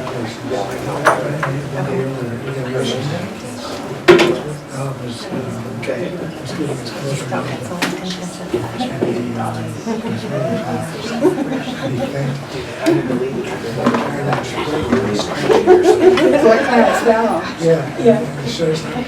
2 days ago. Is he coming breathing? As I was saying. Oh, that's all right. Are you going to first? Yes. Do you want to start? I could start. Yeah, sure. Why don't you say a little bit more about your organization too? Okay. I think he did a quick intro, but Yeah, I didn't want to spoil anything. maybe it merits. Okay. Yeah, I'll get started, and then we'll wait for the audio to get here. My name is David Duncan again. I'd like to thank everyone for being here, and thank Mr. Garcia for allowing me to be here and giving me this opportunity to speak today. I find myself in somewhat uncharted territory for a second-year history graduate student. Most historians are used to presenting their work in the vacuum of academia, in classes and in conferences, so I'm excited to talk about what I see as a very practical history. I started this research because it is a story that I've heard my entire life. My dad was in 4th grade in 1965, the year the desegregation plan was implemented. Over this past summer, I conducted 25 oral history interviews and collected numerous original documents. I would also like to clarify that I do not use the word integration because to many integration is something that has never been achieved. Desegregation refers to a legal or political process of ending the separation and isolation of different racial and ethnic groups, while integration refers to a social process in which members of a different racial and ethnic group experience fair and equal treatment within a desegregated environment. This presentation is rooted in oral history interviews, portions of which you will hear today. Oral history seeks to capture and preserve the memories of historical experience. At this stage in my research project, I'm focused on the desegregation of the district between 64 and 70. My goal is to highlight the experiences of students who had a first contact scenario with students of a different race. The pictures you see today are from a book called Something's Happening that came out in 1968, a photo essay created to showcase what was believed to be a successful desegregation effort. I hope that you all come away with a deeper understanding of the complexity surrounding this topic. It's a controversial part of history, and some things you hear today may make you uncomfortable, but my intent is simply to present the history as it was. I also want to emphasize that this project is not yet complete and is still evolving as I continue my research. There will be an opportunity for questions at the end. My research begins in 1964 when a few Mill Valley families sent their children to the all-black Manzanita School in Marin City. However, the history of Marin City itself is integral to understanding how desegregation took place. Marin City was created for the sole purpose of housing the shipbuilders during World War II for the Marin shipyards. The housing was developed quickly and cheaply, with the intention of being temporary. It was the norm of other Bay Area shipyards to have segregated housing, but thanks to Millen C. Dempster, once a Socialist Party candidate for California governor, he organized Marin City as a progressive and integrated community. The California Supreme Court case James v. Marinship, started by a black Marin City resident and Marinship employee, removed auxiliary unions from California, a segregated system for union organization. The demographics of Marin City included a mostly California white population, while many black families had come from the South and Louisiana specifically. Historically, this is called the Second Great Migration, where roughly 5 million African Americans left the South in search for wartime employment. At the end of Marinship's operation, white families left the temporary housing of Marin City for other Bay Area neighborhoods.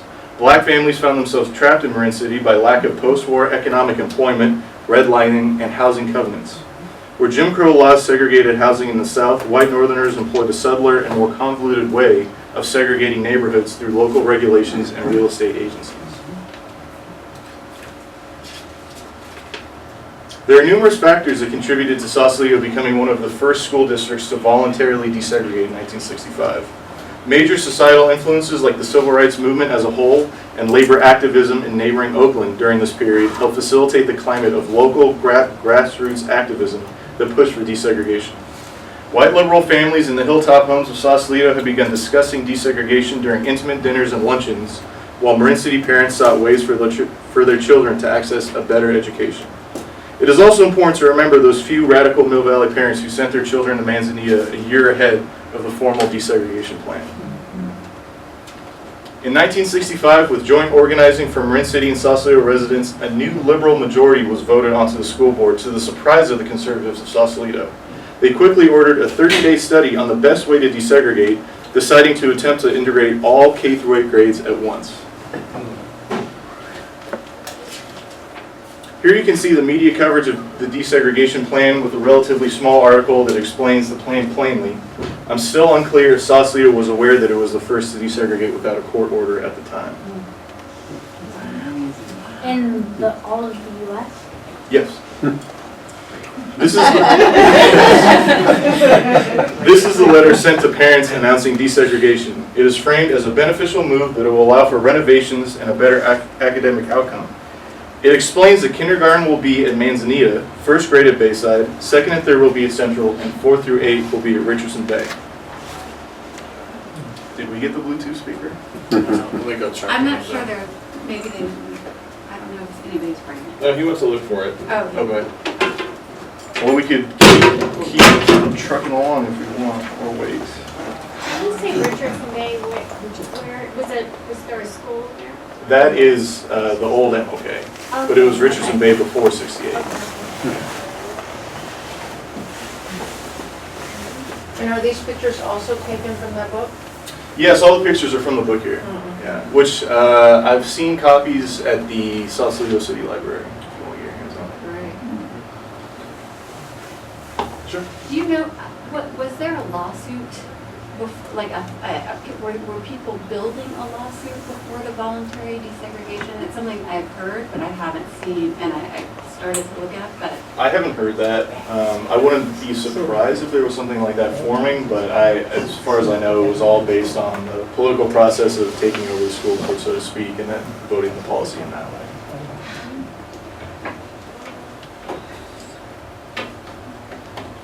I think you're rest assured that there was a lawsuit.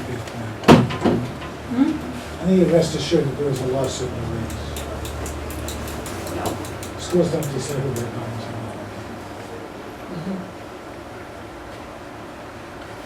Well, I guess we can come back to this if we want. Yeah, that's. I'll keep moving. Yeah, Can you play it from your computer? I could, but I don't think everyone will be able to hear it in the back. I'm curious, has anyone heard of Sidney F. Walton Jr. before this? Who? Sidney F. Walton Jr.? Yeah, I know him. He and I used to do things. He lives in East Palo Alto now. Is he still alive? He lives in East Palo Alto. We'll have to talk. Well, I've been looking for him. We can talk. Yeah.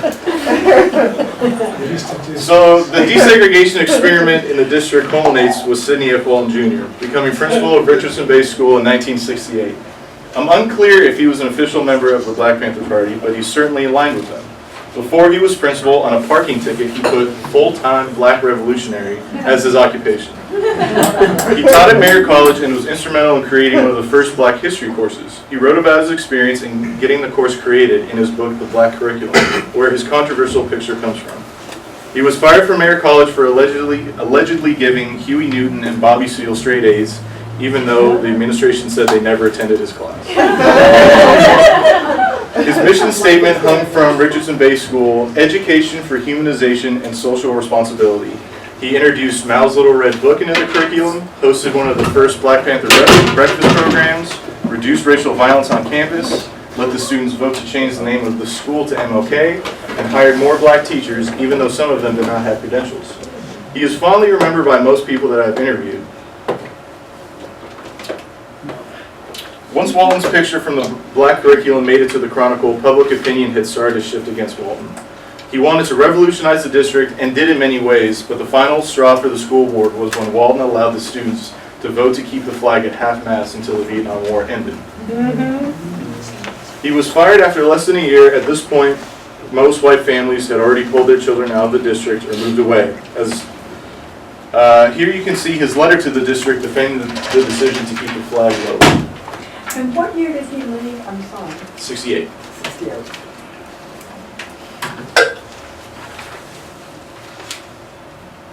After Walton was fired, the school board was recalled and a Marin County grand jury report was released. This report is still highly controversial and has been argued as being accurate, but also very biased. I don't think it'd be useful analyzing the document line by line, but these are the summary of the findings summarized. I also have a 10-page copy of the report if you're interested that I'd be happy to share with you later on. One of the successes that came out of desegregation was the Salt and Pepper Talks, a student-led group that organized at Tam High in order to bring students together and reduce violence. Despite the humbleness in the interview that hopefully you'll get to hear, I've been told that the talks were one of the few effective ways of lessening racial tension in TAM. How are we looking on that, on this audio? It's gonna come. All right. Just need to plug some things in here. I apologize for not having it ready. No, that's okay.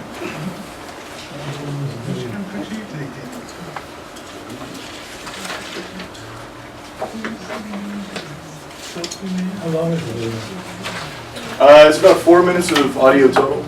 3 minutes about students' experience, and then about a minute and a half about one of the individuals that helped form the Salt and Pepper Talks. I guess I will jump to my conclusion then for the moment.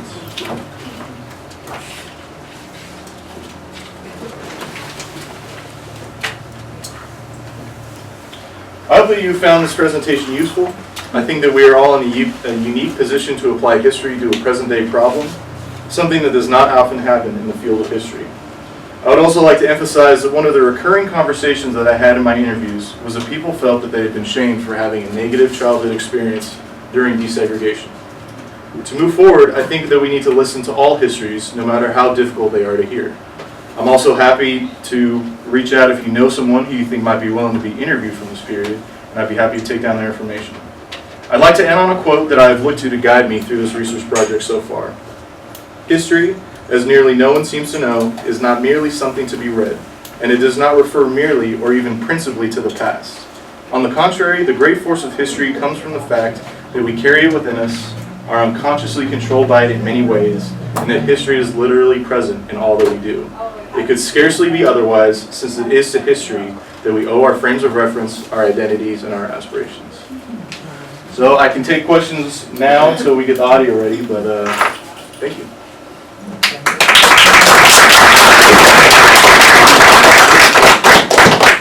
Do you have a question?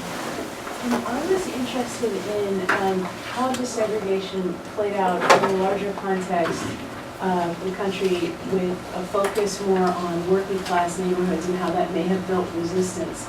I know that during some of the school desegregation efforts in Boston, some of the pushback had to do with the sense of white working class parents feeling that they were being chosen even though their schools were already underfunded, whereas wealthier communities weren't. So this actually surprises me that this happened here. And I guess my other question would be, did you get to interview Jillian Martin? Because I think she may have been one of the early kids, and she's still local. No, I have not. But to answer your first question, looking at class and labor is something that has been brought up that I'm going to work on expanding. But I think that it's interesting from what I can tell and the people I've interviewed that what was going on here in Sausalito and Marin City was not consciously connected to the rest of the civil rights movement elsewhere in the country. It really was, it felt isolated, I think, to most people. And so it's hard to tell. I think maybe on a subconscious level, everything going on with civil rights was in people's minds, but I don't know how connected they were to movements outside yet. Yes. So it seems like from everything Dr. Garcia said and went through all that brilliant history, and then also what you're saying is there's a lot of repeated patterns that keep going on and over, and you would think that there must be some sort of barriers that white people aren't capturing the best practices and then instead of restarting the same way, bringing it to the table and recreating a more integrated system. And so I'm just wondering, from your research, did you see a reason why people aren't learning from the past when they recreate? I mean, it's hard to say. I think some of the parents that I spoke to felt that that they really dove in blindly, where we're on the right side of history. We're going to do something good, and there's nothing bad that can come out of this.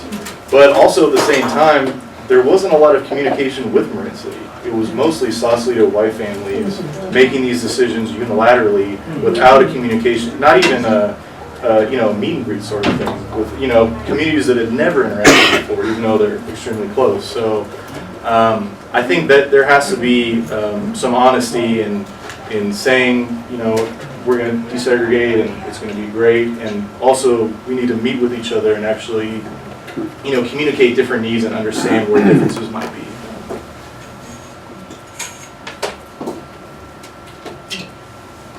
Can I just add on to that a little bit? Because I think your question is really important in a national context and a local context, but I think this idea that desegregation in a lot of ways was done, one, on the backs of Black students in the South primarily, and really without their consultation, I think is really something that this conversation, like this group, needs to really think really strategically about. This is not just a black-white issue as well. There's a whole kind of complex set of layers around how we should think about racism and like how white supremacy operates and manifests. I think one thing we see a lot in a lot of work that I've done across the country is a lot of Black and Latinx families are like, I don't want to be around, I don't want my kids in school with white people, with white kids. Particularly because their interaction with desegregation in this country was them basically being imported into white spaces that they were not welcomed into and then getting chased out of their communities. And so maybe they have a house, but they also have like generational trauma. And so I think as we're thinking about all of this, I think this history and those narratives that actually often are kind of not really present in the way that we talk about desegregation, because again, black folks were not really consulted in a lot of these efforts. I think it's really important to think about who we're centering in the conversation, who, how, and why we're centering them. And I think my man in the back, I went to a desegregated high school as well, and I had to drive through a white community to get to high school, and had to get pulled over, once or twice a month. And so that's this idea of like desegregation versus integration. I think we need to really think about what is the desegregation mechanisms and what is the actual mechanism towards integration, which is about honoring, valuing, humanizing. Can I add something too? And it might have already been said or might have been thought about, but the integration happened where integrations happened where they brought, you said, bringing brown and black bodies into white spaces. Right. And so that says something to the black community, that their black community and the brown community is not enough. And so my big question, for us as a group and, as we move forward is how do we really instill in the community that the community is enough? That we don't have to leave out of this community to get something better. I spent, like I told you guys, I spent my whole life finding something better, and it broke me, So how do we allow our students to really see that the resources are actually in the community and you are great in your community? I just wanted to put that in. And I think also we were talking about universal equalizers. One of the things in high school, the experience of integration was done so well, I think, because the visionaries brought spaces that people could naturally come together through sports and arts and humor and food, and it just was like a way you really got to know each other.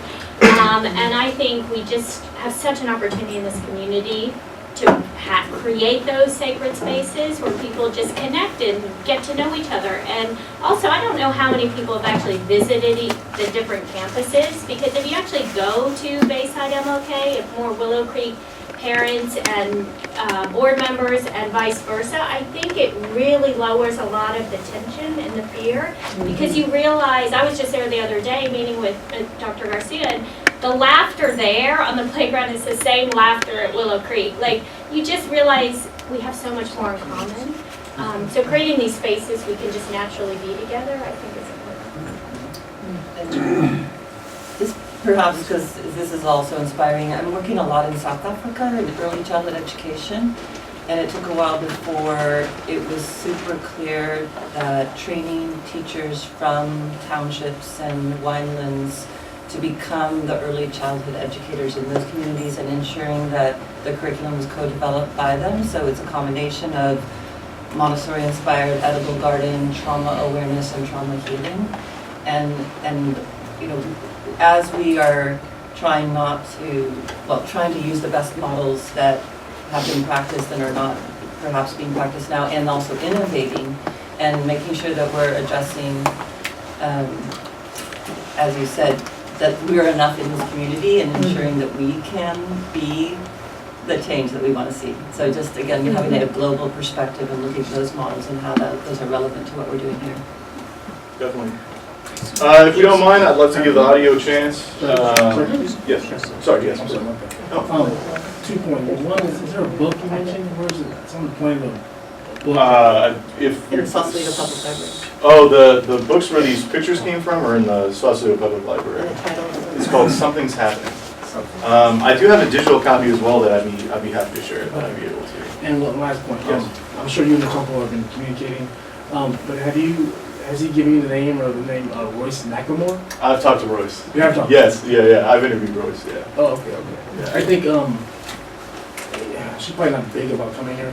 Maybe if you just try and get her to come to one of these. Okay. And we'll just have her. try. Yeah. You know her history with school districts. Oh, Just She have her. She should at least be here once.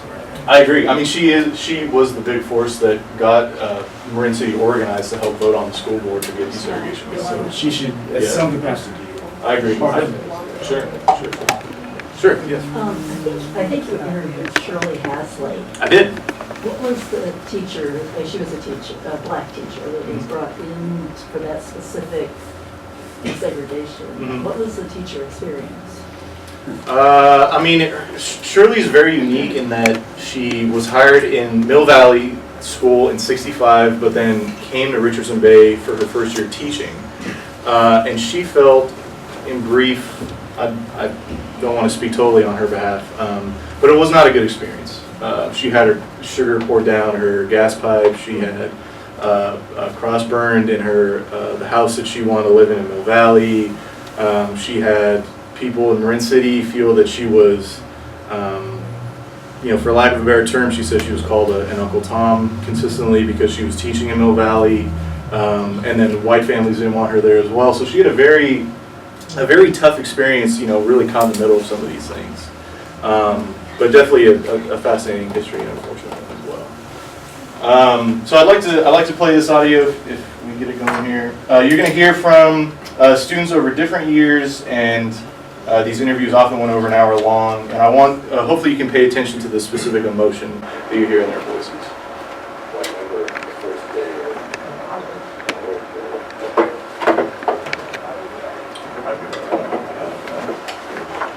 Class was like a third black, but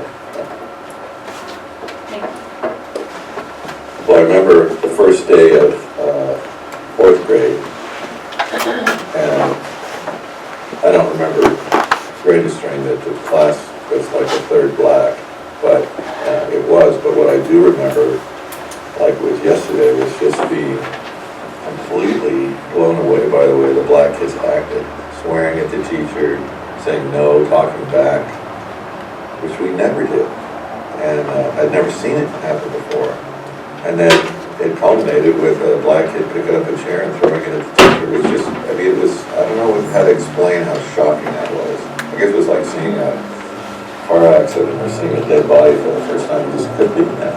And others. I think it was great for us that they were teaching about, say, African countries. So we studied Liberia, someone else studied Ghana. We all had very affirming assemblies. We all dressed up, we did the textiles, we learned the history, and we learned positive things about different African countries.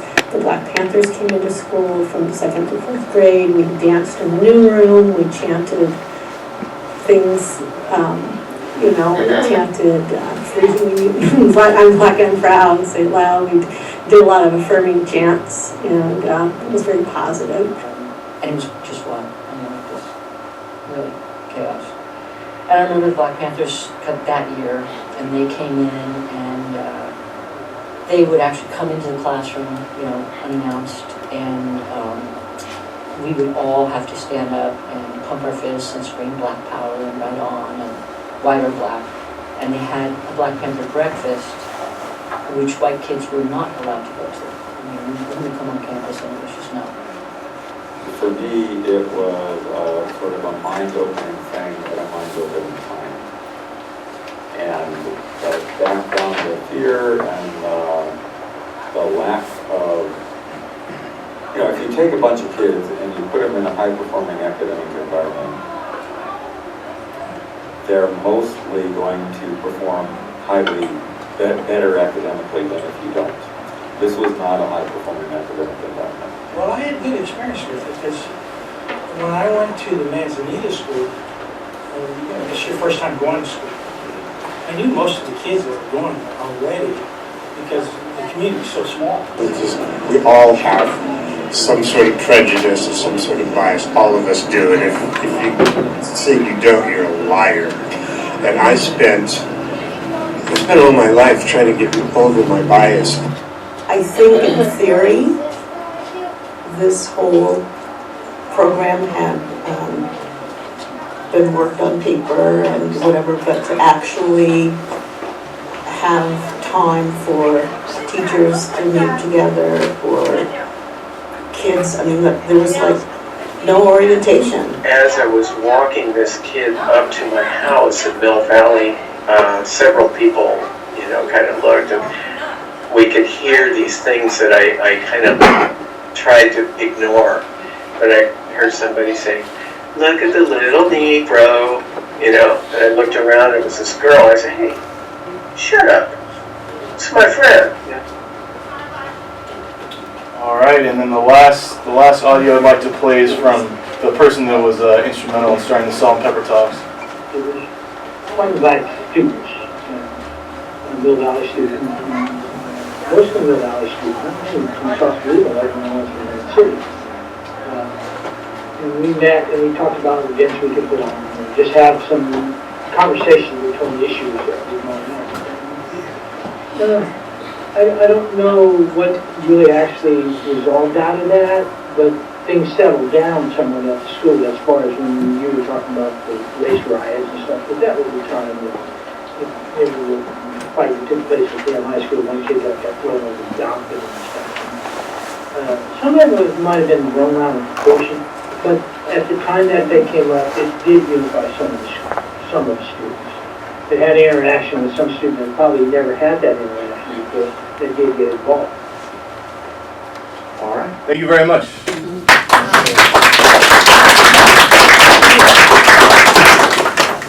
Thank you for sharing that with us. And I just want to honor people's time. We said we were going to go to 6, and so 6:20. There are a few more things that I wanted to share, but don't feel obligated to sit in your seats if you need to go. And we also have some food next door and some refreshments next door, and so if you want to indulge me for about 10 more minutes, I'll invite everybody to go enjoy that.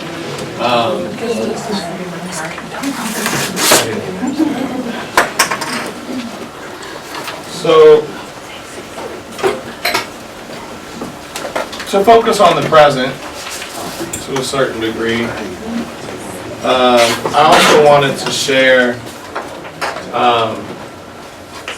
some of the work that we've been engaging in as a community. Many of you are part of it, which is why you're here at the table today. But I wanted to talk about the work that we've been doing as a community in terms of unification, particularly for those of you that haven't been in the spaces or haven't been part of the effort. Both of our boards passed a joint resolution actually prior to the consent decree. It was based around this vision, which was to intend to improve the educational and social outcomes of all current and future students enrolled in our public schools. Committing to engaging all stakeholders in a process that builds consensus around the best pathway for Willow Creek Academy and Bayside and Elkader to create a unified school solution. Actively seeking input from and participation of parents, guardians, staff, community, and students. With the intention of generating recommendations to the boards of trustees, having considered the advantages, disadvantages, issues, concerns, and feasibility of a unified school solution. And so a lot of people have been engaging in a lot of work over the past 3 months. It's truly, literally 6 people have been coming together and meeting on a regular basis in small work groups, coming together in town halls. And those people have been mostly parents and staff and administrators and already engaged community partners like many of the people that you see sitting around the table today that work in various NGOs in the community with both schools. It has been our full intent to center student voice, and it has become acute. I've become acutely aware that town hall formats aren't a great place to center student voice, and so I think we need to do a better job of that and look at how we can do that after we all get back from Christmas break, because as I've said repeatedly, we're actually not looking at building a unified school for anybody sitting around this table. Right? We're looking at building a unified school for the youth. And so, as I said, through town halls, through work groups, through meetings, it was really inspiring to see many of these people come together on Tuesday night and actually generate some reports from the work that they've done. And there's some really fabulous ideas that I think are reflective of the passion and the knowledge and wisdom that does exist in our community. You know, the boards will make the decisions, but the work groups are making the recommendations, and I greatly hope that it informs this group, right? If you can remember back at 4 o'clock, one of the things that we're charged with doing is creating a comprehensive education plan. And that both our monitor, Dr. Scott, and actually the Attorney General's office will have to approve. And so we formed, both of us formed committees on the SMCSD committee. It's 2 board members and myself.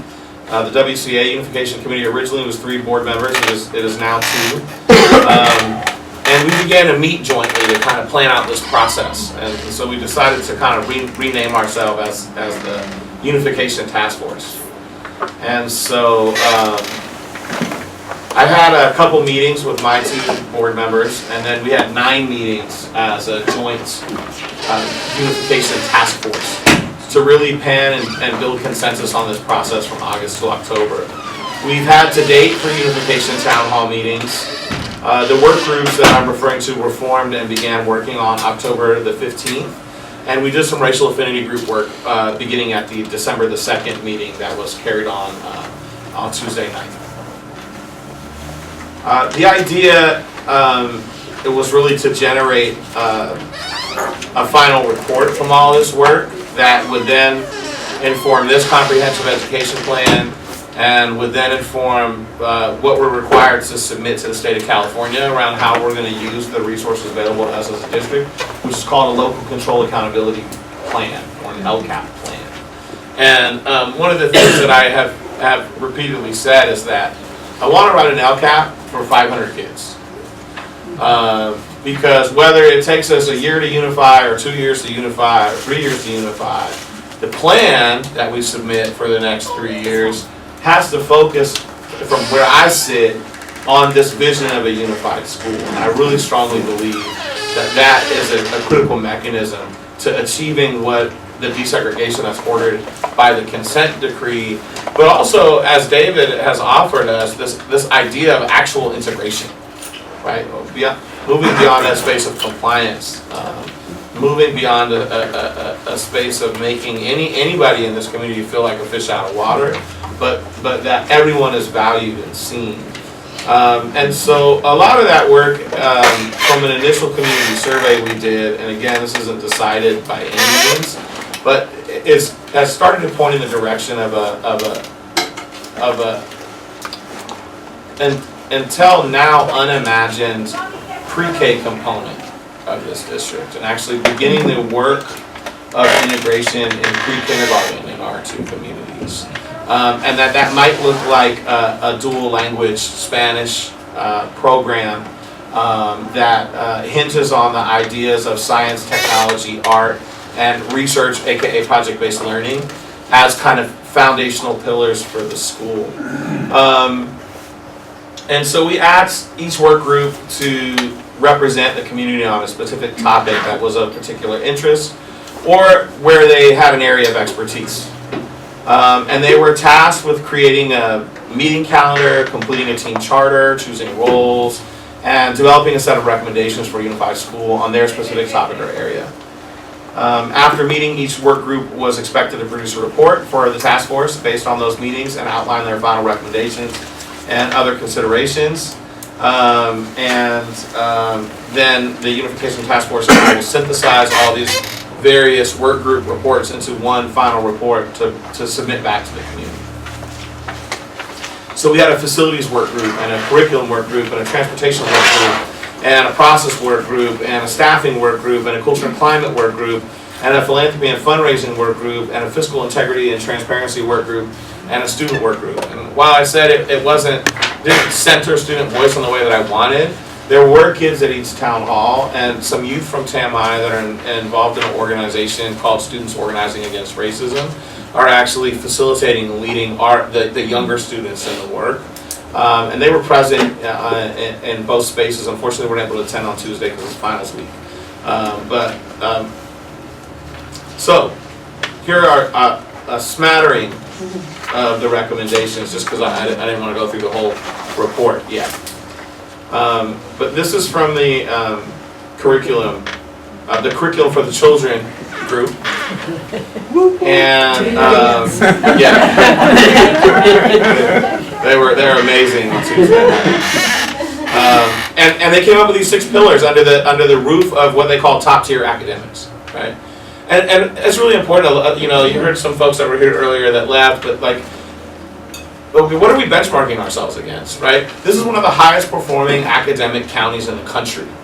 And so, in some senses, it's not sufficient just to do well. We need to be producing results that are comparable to what other districts in Marin produce if we're going to really be attractive to this entire community.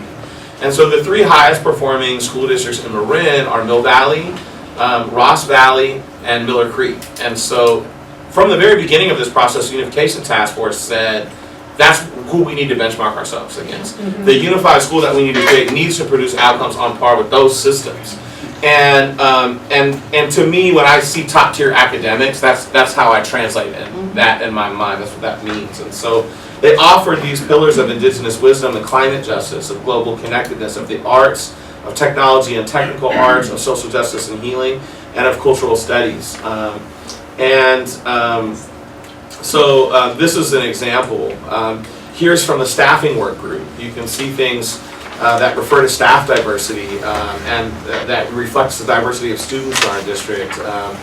And that creates an outreach to different colleges and universities to recruit more teachers of color and affirm the value of all types of diversity throughout our district, to have counselors and instructional aides in this school, to have an excellent instructional specialist to support the kids with learning differences, to have essential professional development for all of our staff and education around equity and inclusion, continuing education for all of our staff members, opportunities for teachers to share with each other. Really, collaboration is what that speaks to. Opportunities for low-cost housing for teachers to encourage recruitment and retention. The reality is that even the highest paying districts in Marin, which actually our salary structure is competitive, it's almost impossible to live in this county. Even at a 6-figure teaching salary, which is hard to find in the state of California, you still can't live in Sausalito or Marin City, right? And so we have to really consider how we use our resources in ways that not only attract people, but retain great people here in our community. Looking at expanding the community school model that we've started at Bayside MLK.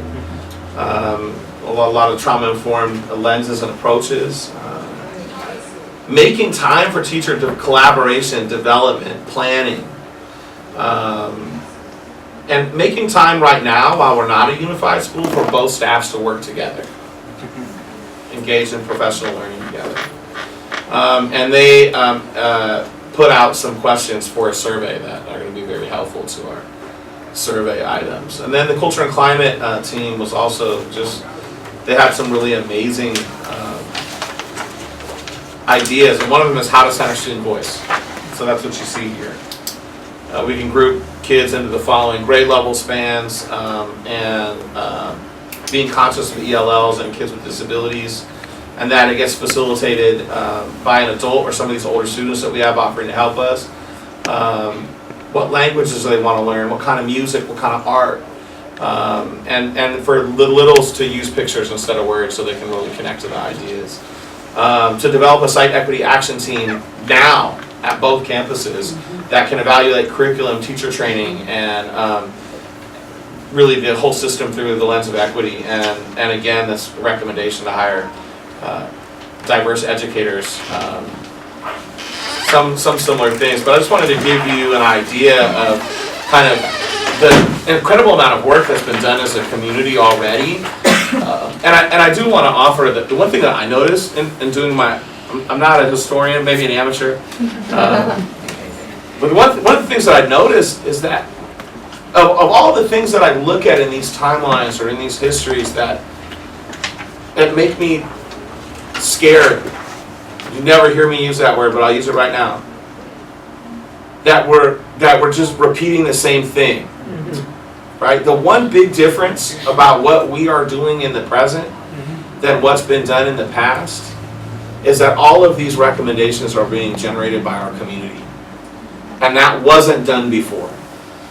Experts from outside the community were brought in, education specialists, brought in a bunch of guys like me, maybe that weren't from here or had a little experience, and they made the plan.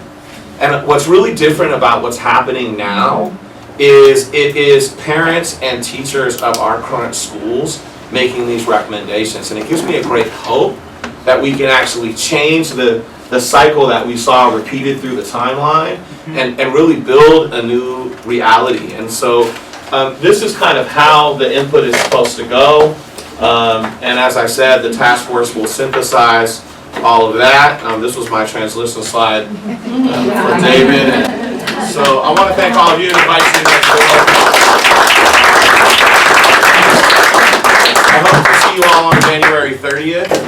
And Dr. Satterwhite and Dr. Gonzalez and Dr. Lemer and Dr. Powell and Dr. Scott and I will come together in the interim and plan out what that meeting looks like. Oh, I'm so sorry. So the consent decree is here. The consent decree is here. It should be in your packet. It's right there in the middle of the table.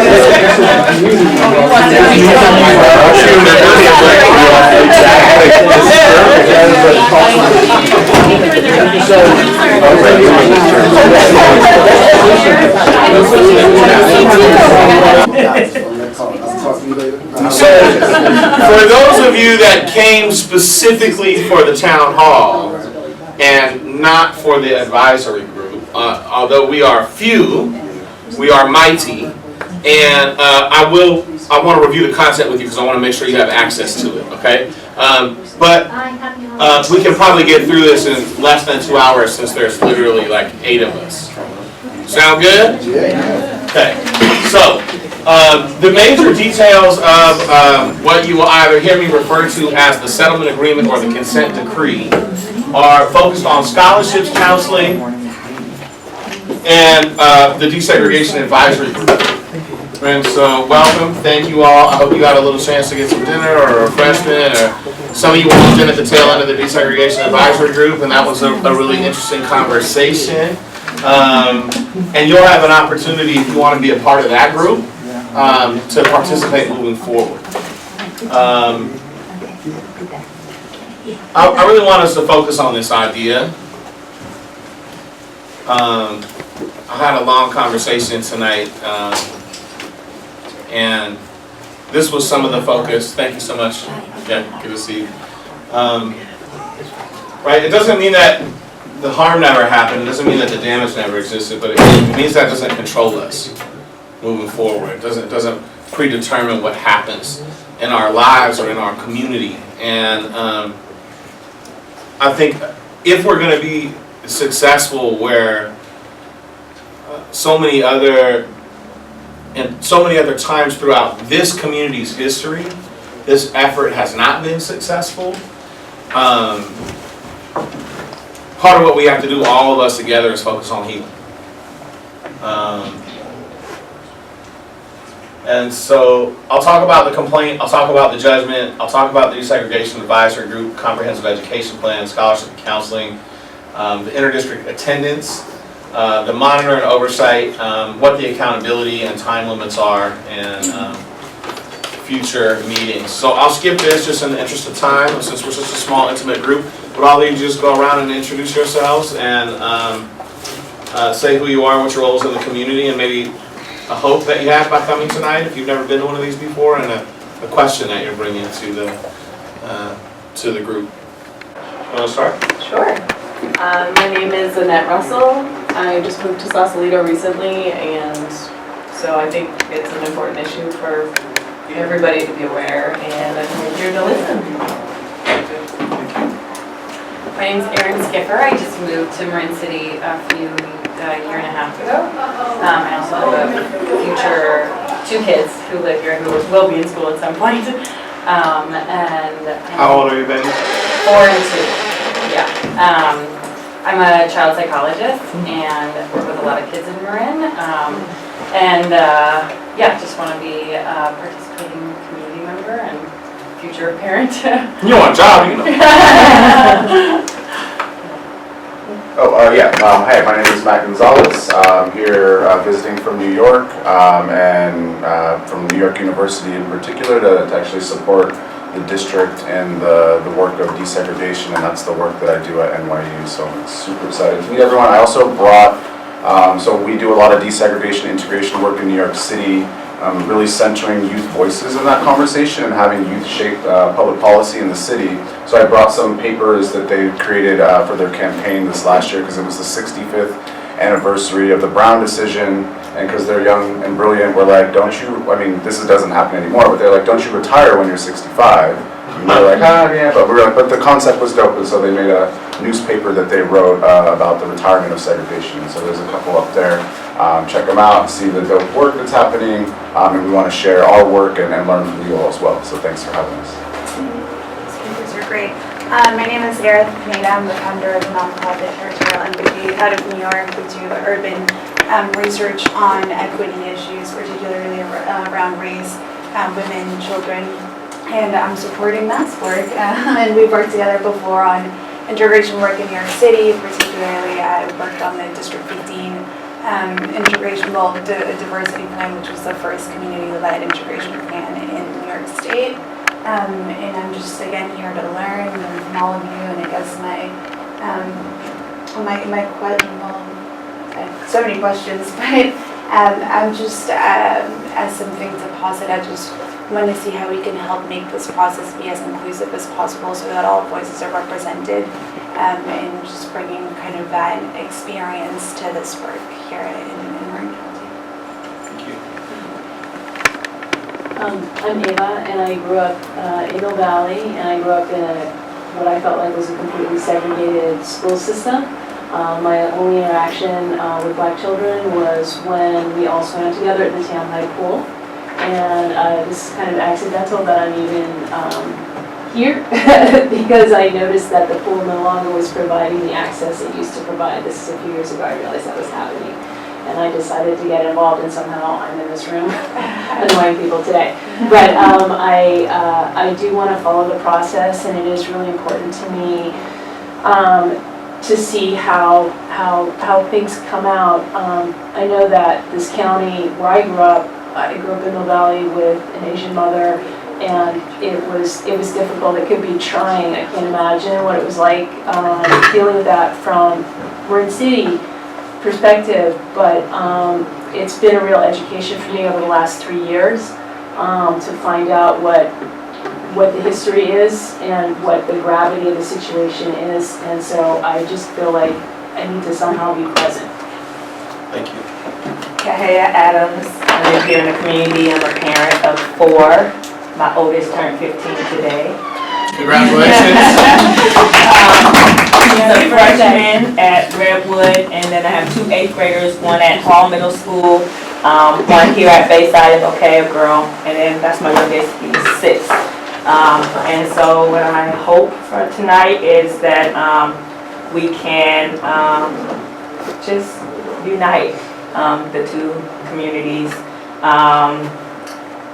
If I have a question, I've been pretty much in this since the beginning, but just here to listen and comment or whatever, and maybe answer some questions you might have. I also went to school in this district at one point, kind of moved around. My roots were always here, but I went to Bayside when it was in Sausalito for K through 5th. Then I went to Mill Valley Middle for 6th grade, and then went to Miller Creek 7th and 8th, and then went to Tam High, and then went to college and came back. So a lot of my family here and friends and stuff. Yeah. Thank you. My name is Lawana. I grew up here. I went to Bayside MOK also. I'm also an employee of Bayside MOK. I'm here to learn, understand, and move forward with my group. I'm basically here for the kids. You know, I'm here, I'm an educator, and I just want so bad for all our kids to get together and just meet me here for the kids. Thank you, Lawana. My name is Dr. Garcia. I'm the superintendent. Oh, my bad. I'm sorry. Did I miss the musical part? No. Nah, you're in. Singing, yeah. Really? Oh, shoot. Okay, well, I apologize. I went outside to give my granddaughter a plate. She just got off work. So what am I supposed to do? Introduction for you. Who am I? Yeah. My name is Beverly. And I live over in the 200 lot. I'm not from Marin. I'm from Los Angeles, California. But I've been in Marin for almost 20 years. I'm here because I like what the flyer said about working in community, and I'm really interested in the children at risk becoming more self-assured, confident, and empowered academically and socially, and yeah, getting healthy too mentally. Yeah. Thank you. So I would like to see what I can do.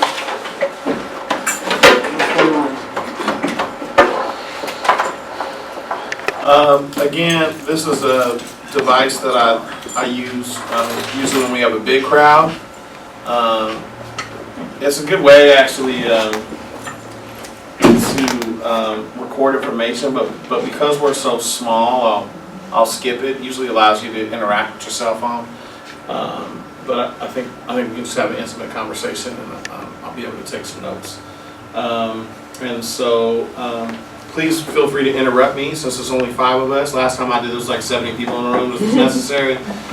So anytime you have a question, just flag it down. I do want to introduce us and frame the Courageous Conversations Compass.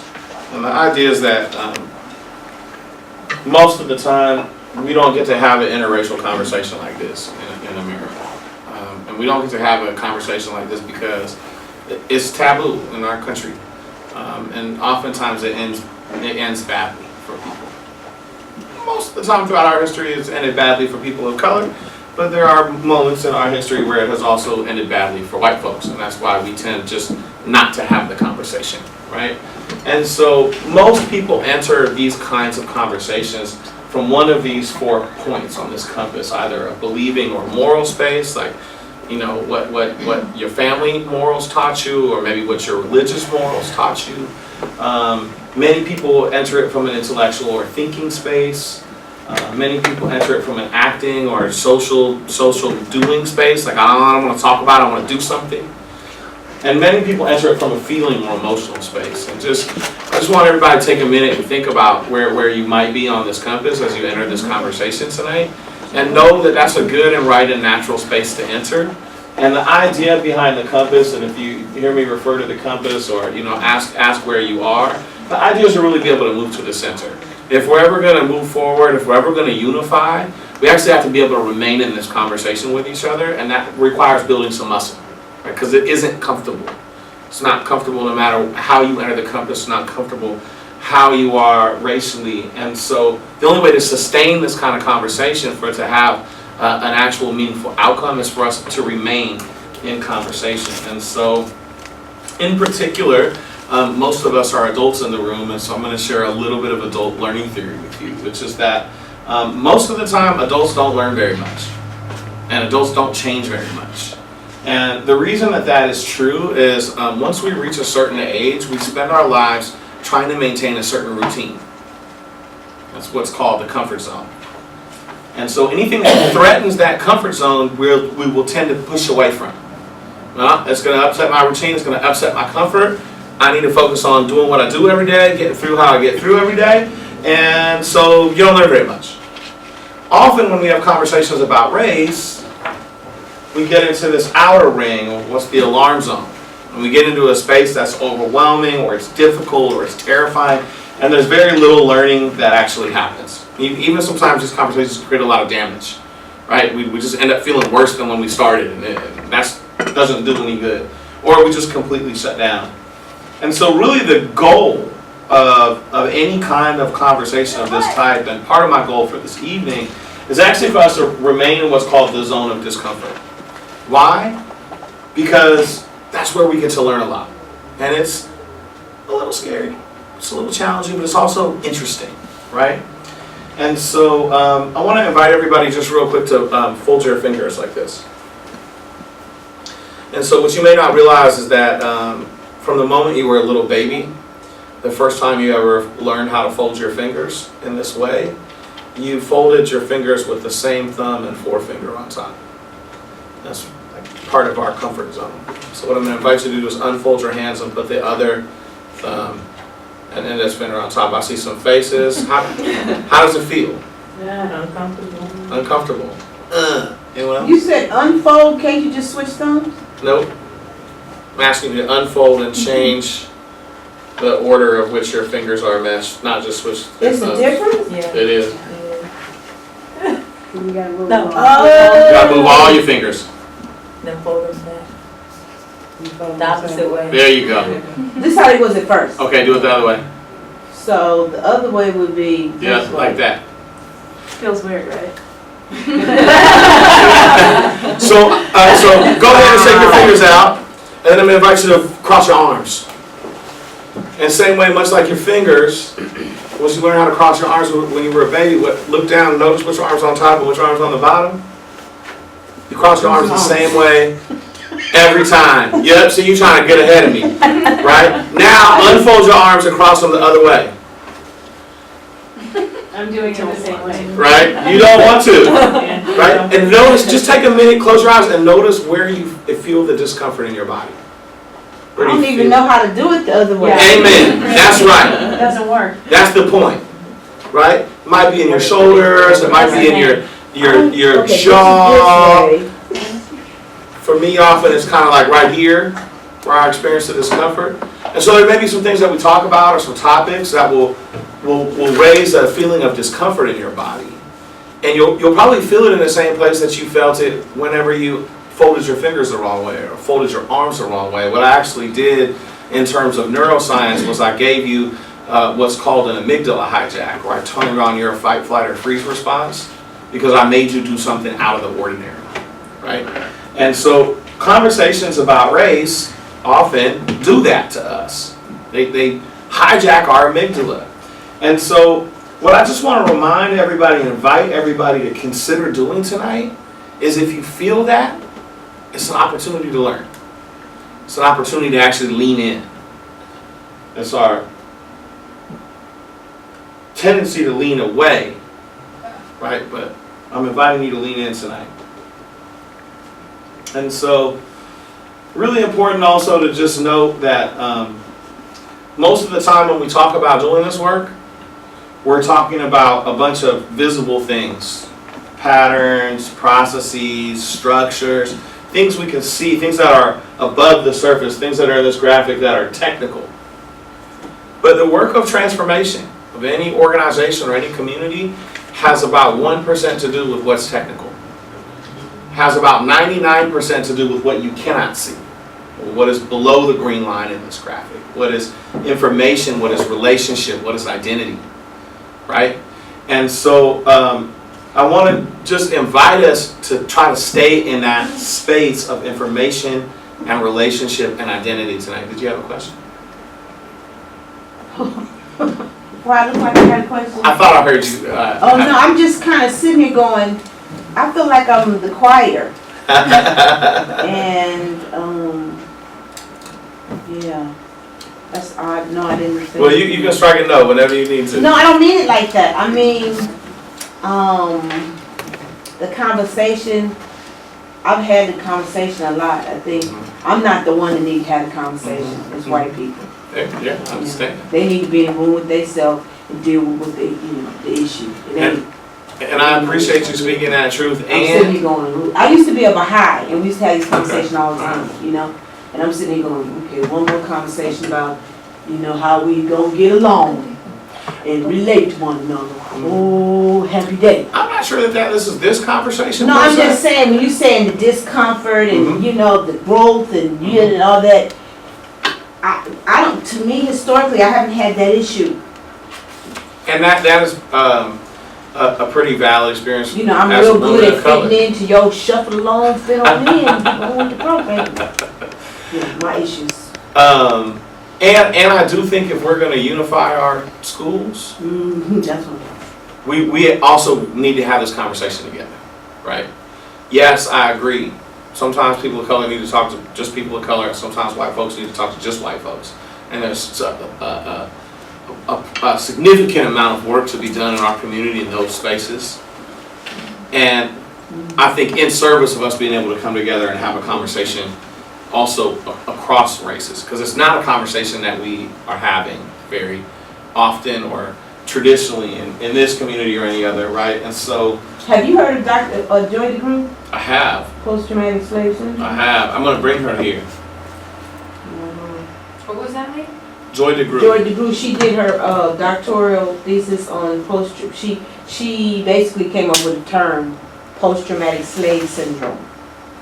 And to me, there, we as African Americans suffer from something that's why we don't, every meeting I go to, most of the time I'm the only black person there here in Marin County. My neighbors, I don't see a lot of us that, so there's a lot of stuff we got to deal with before we can go forward and do anything else. I mean, to me, that's just it. So any other conversations kind of be sitting on. And some other kind of theorized spaces, there's a term called internalized depression, right?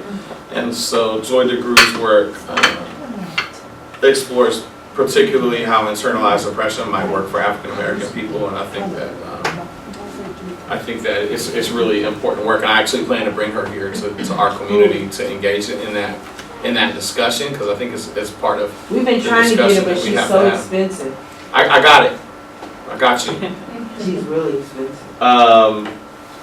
And so, really what we want to put forward is a vision for healing and uniting under a diverse shared identity that we can all be proud of, right? Because this is the most diverse community in Marin County.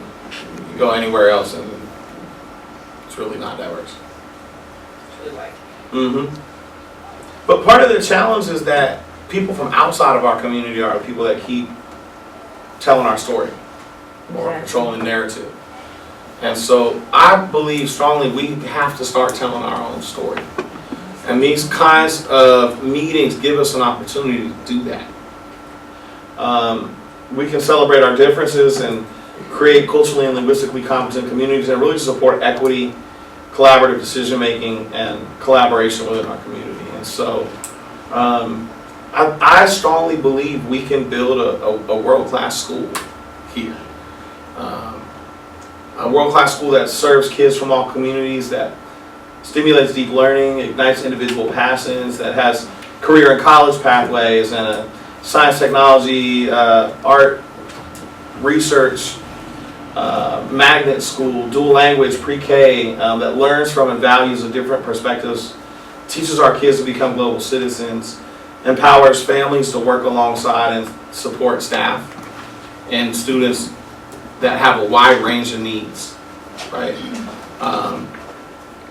our African American parents and our Spanish speaking parents are, a few of you are here tonight, but it's the same people we see at school, right? To your point, Miss Beverly.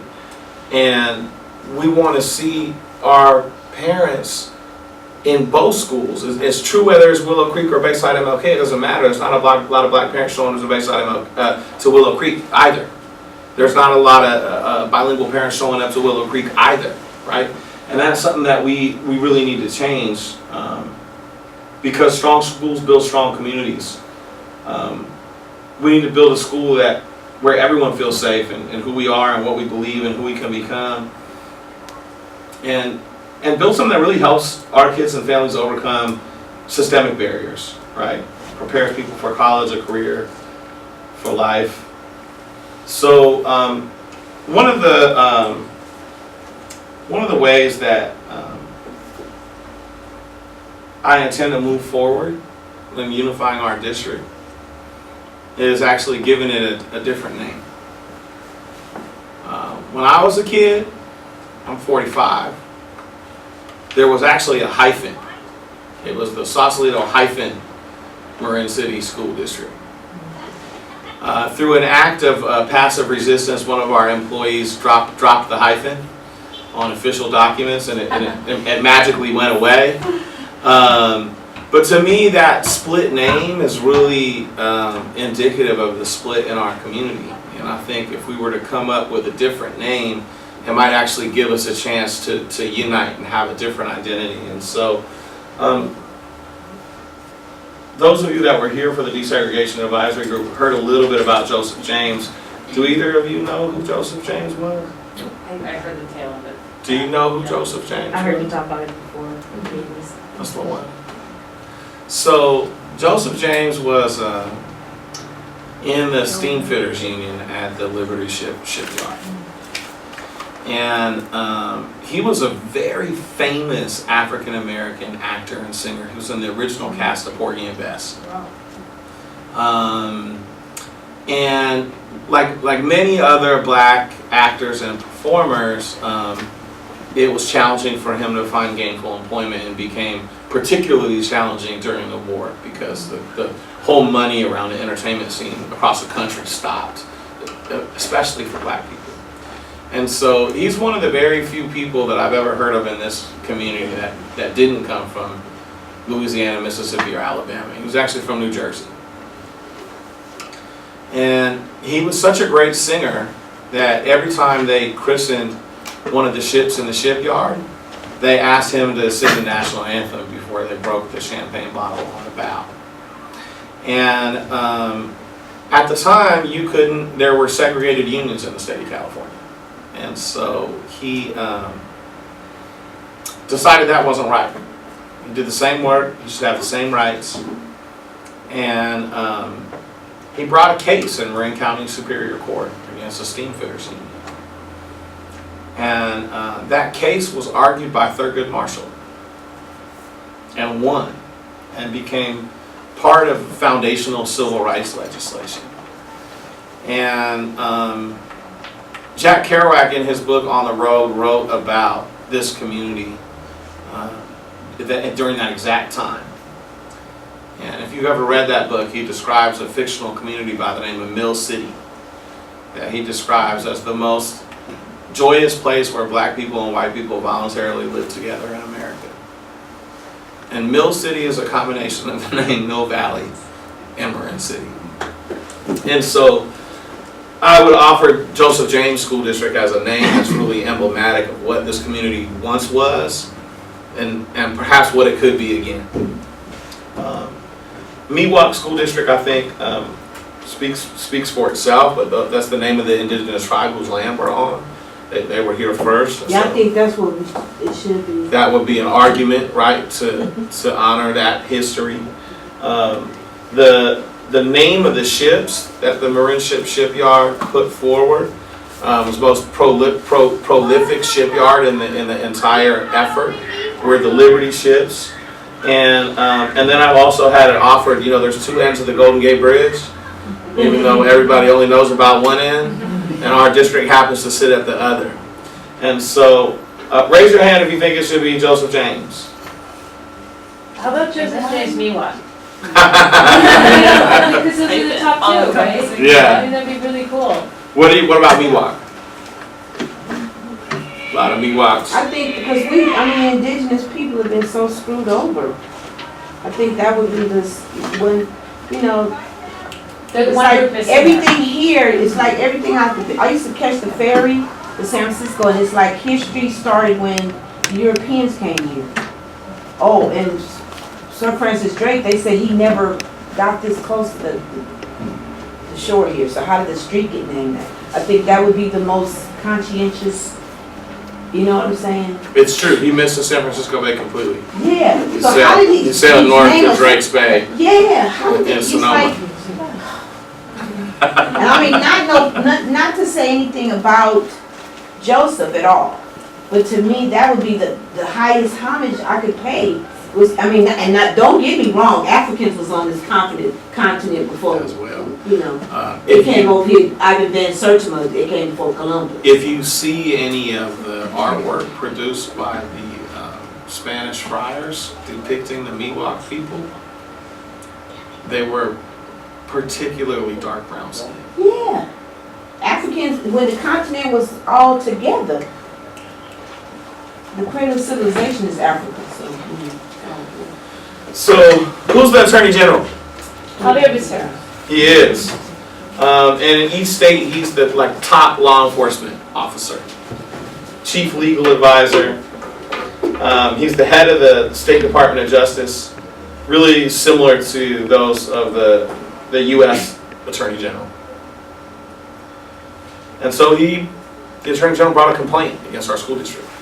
And it said that we knowingly and intentionally maintained and exacerbated already existing racial segregation in Sausalito and Red City. That the district intentionally established a segregated school, that we provided discretionary funding to support segregation, that we cut programs at the segregated school which led to the loss of dedicated qualified teachers, that Sausalito and Red City School District students were unprepared academically and socially for high school, and that we failed to take any steps to alleviate the segregation.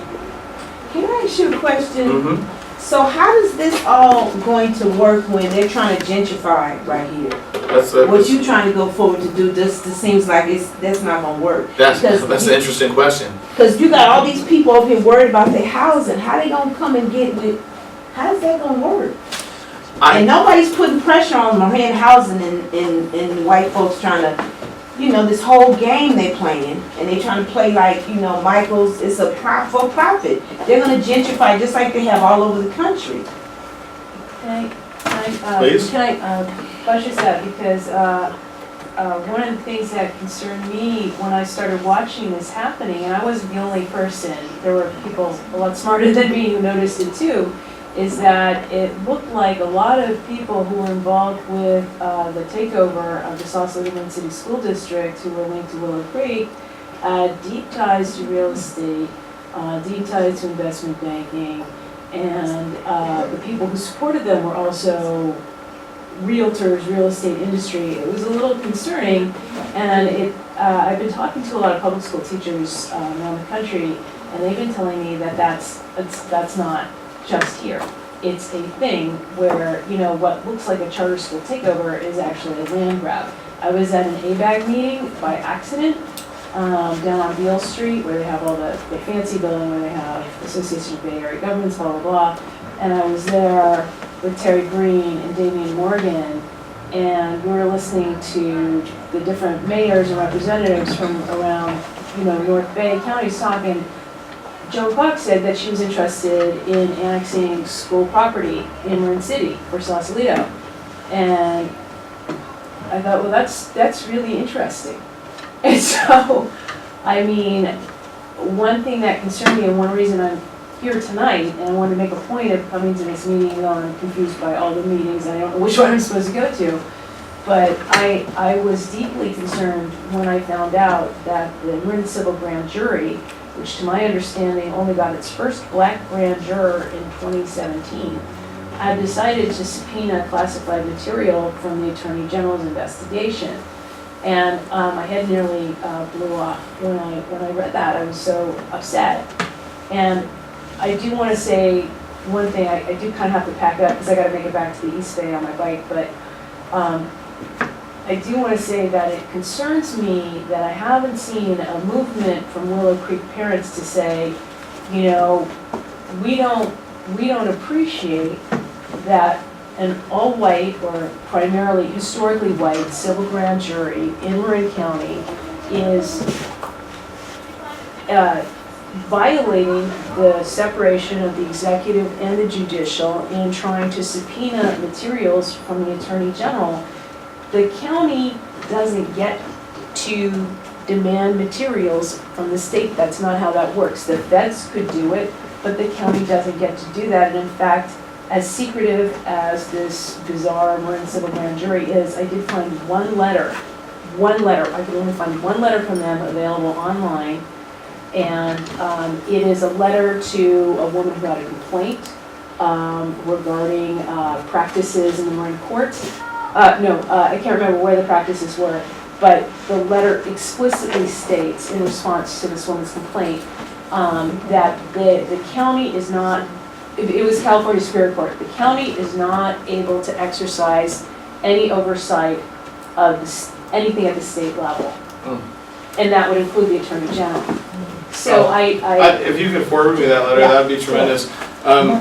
It's true, the Marin County Civil Grand Jury has subpoenaed a lot of us. The California State Attorney General and the attorney hired by the South City Marin City School District has filed a motion to quash that information request, which is very likely to be upheld as a matter of law for what you just said, but so it will be quashed and we don't have to, it'll be dead and we don't have to worry about this, or they're going to be successful in subpoenaing? I would guess that the motion to quash will be really successful. I mean, until that's the ruling, we don't know, but as you're pointing out, there's not very much law that supports their right to request the information that they're requesting.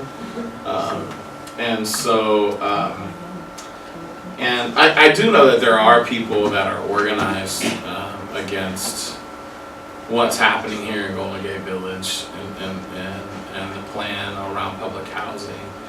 And I really appreciate you entering that into the space, because perhaps our integration effort and that effort are to not to be separated. Because it's real prevalent. Perhaps they're joint. It's like there's this influx of a lot of white people moving in here.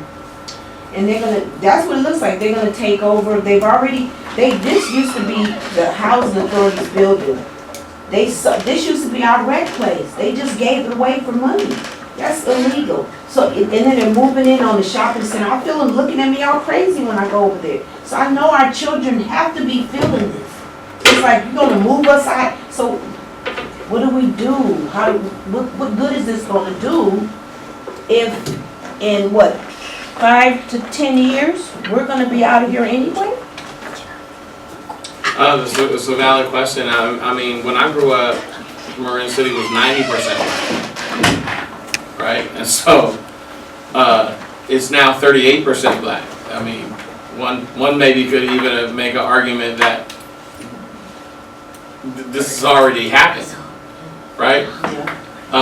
But they say this is the third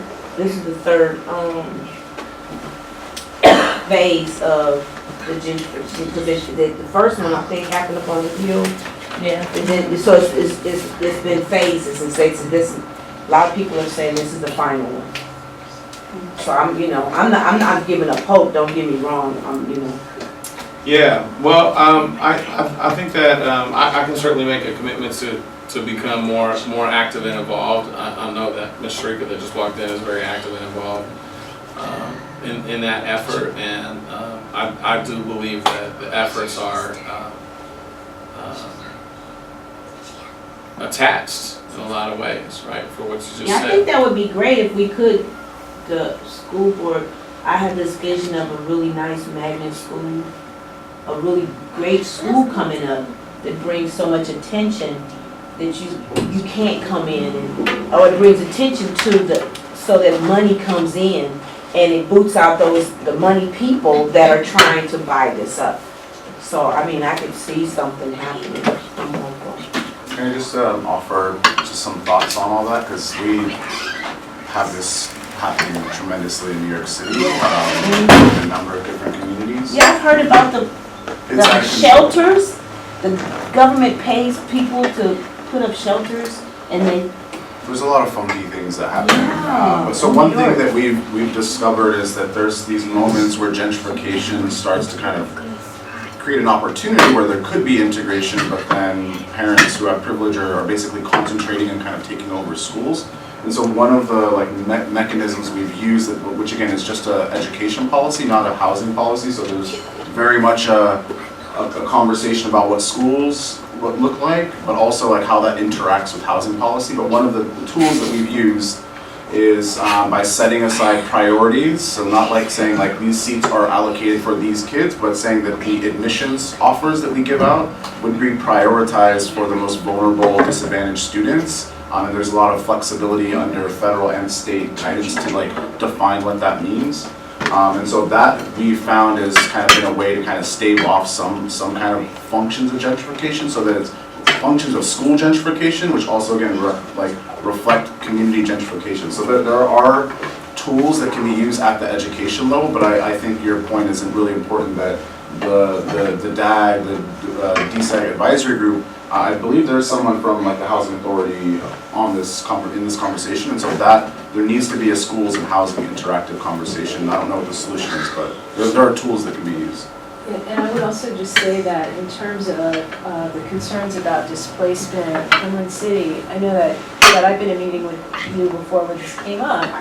I think Marin City, because of the historic level of inequality in the county and the vicious way in which the racial covenants were actually enacted, the extreme level of enforcement of the racial covenants, the redlining, and other practices, there is actually a very good argument, a good ethical argument, and potentially a good legal argument for all of Marin City, not the housing projects, the entire parcel, to be deeded back to the descendants of the shipyard workers who were forbidden from moving out, even renting. The racial covenants prevented us even from renting outside of Marin City. I mean, the idea was, I just, 2 years ago, I called the Rosie the Riveter Museum because I wanted to do a tour. And I said, yeah, do you have like material there on the black women who were Rosie the Riveters? And we just liked it. She said, well, you know, the real problem with the black people who came up here is they came up here, and then after the war, they didn't want to go home. And I was like, what are you talking about? This was their home. They made this migration, just like my parents' families made this migration, and this is their home. And if you were restricted from that post-war housing boom where so many families were able to stake their futures, there should be a constitutional remedy. If there's not a constitutional remedy, maybe there's some sort of legal remedy. But I worry that losing, and I don't want to take away from your conversation, I do have to go, but I worry that losing sight of the housing, as Beverly's making clear, I mean, you know, we may win this kind of battle thanks to the AG and make this great school, but if the housing is not secured, I mean, 38% African American, I'm older than you. I remember when it was like you're remembering it. And I didn't live here, but I remember coming through here, and it's scary to me. 38? I mean, I don't know, so I don't want to take away more of your time, but I did just want to make sure that we're kind of hitting on some of those Yeah, points. well, I appreciate that. Sorry. I think it's important. So getting back to the judgment, we can't violate the law that are outlined in this complaint in the future or during the term of the judgment. And it'll last 5 years if we meet all of the orders. And I'll talk about what happens if we don't. We have to establish the Desegregation Advisory Group that met today to make recommendations on all programs, education programs, how to reduce racial segregation, how to improve education programs, and the DAG must meet at least twice a year. We can contact with qualified third-party experts on racial segregation. Thank you guys for one of a team of really amazing experts that we have. We have John A. Powell, we have Omwale Salaway, we have Christina Limer, and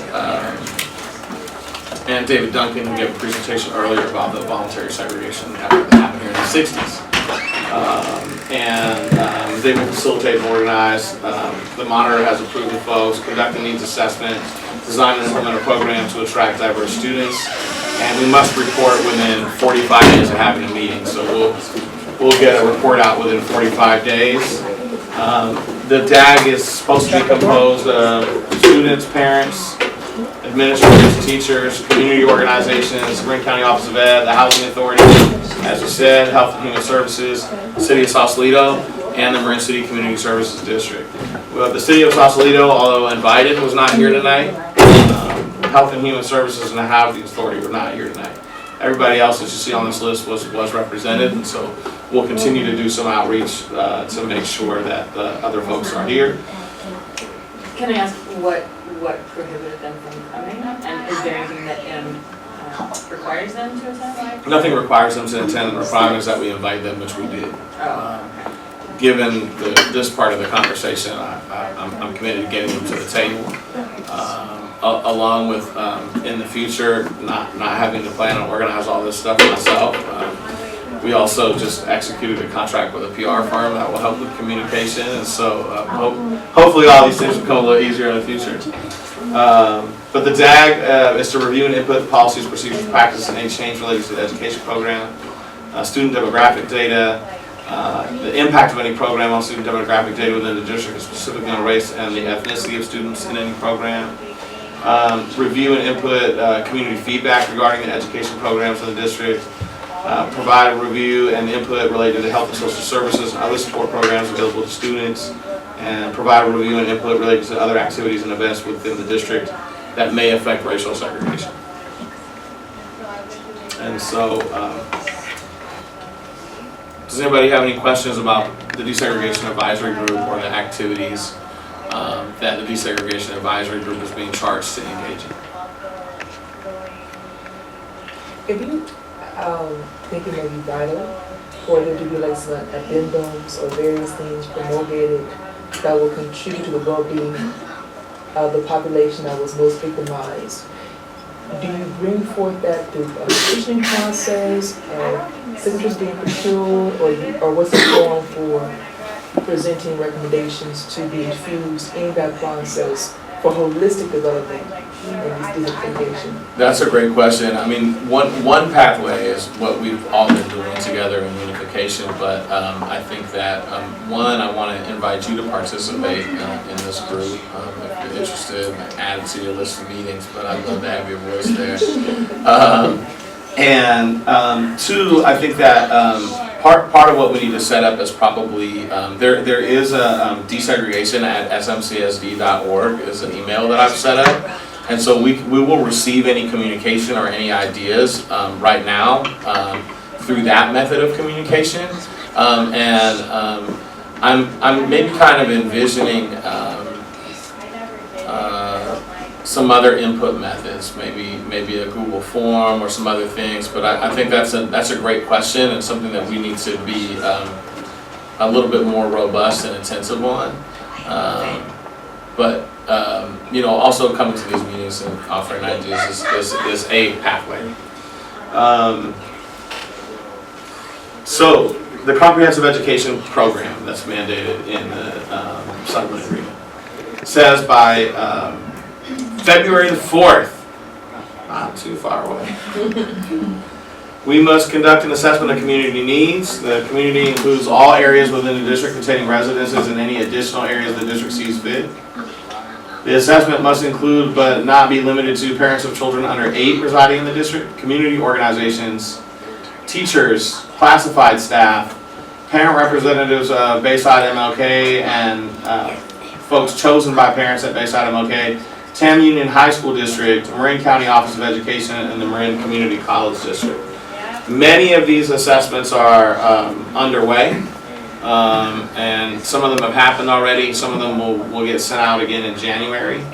And that will be to inform the comprehensive education program.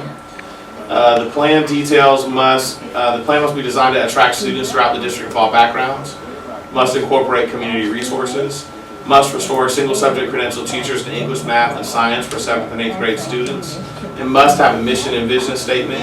It must have long-term funding and include teacher retention and recruitment as well as program leadership. Must include positive interaction among student groups. Must include outlined discipline policies encouraging community building and communication, and equitable, unambiguous discipline policies that limit exclusionary discipline, i.e. suspension and expulsion. Must provide for community and family engagement. Must provide for program marketing.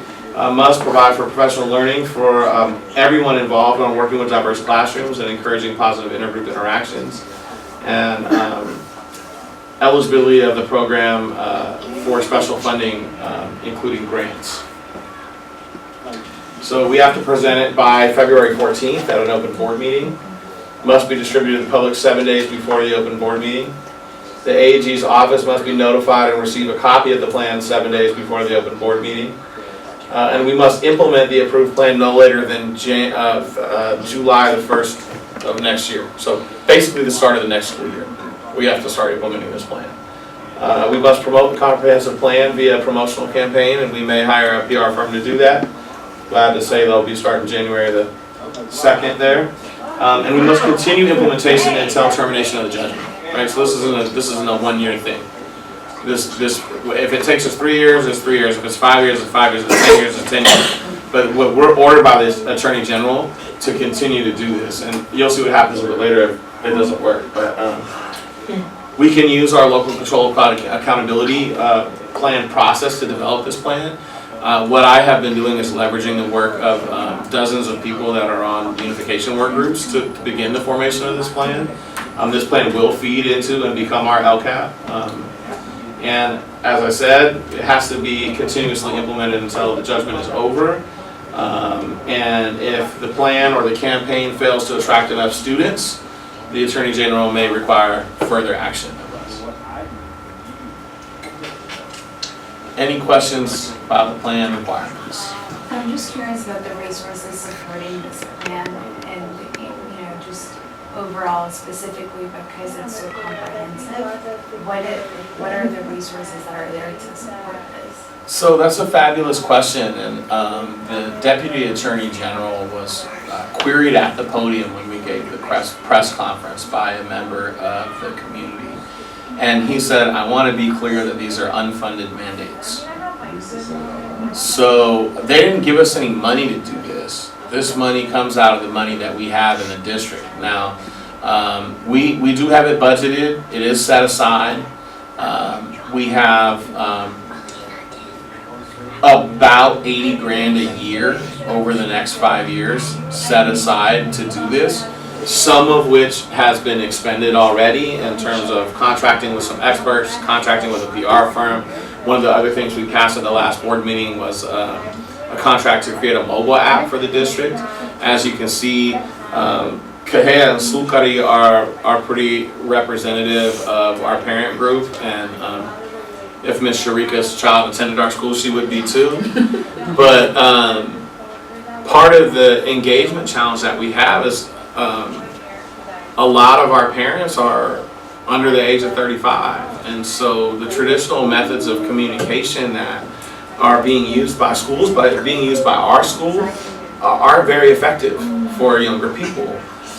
Even a lot of the Willow Creek parents that you see involved in this are probably over the I'm 45, probably my age and up, right? So there's a bunch of younger Willow Creek parents that are also not involved in this.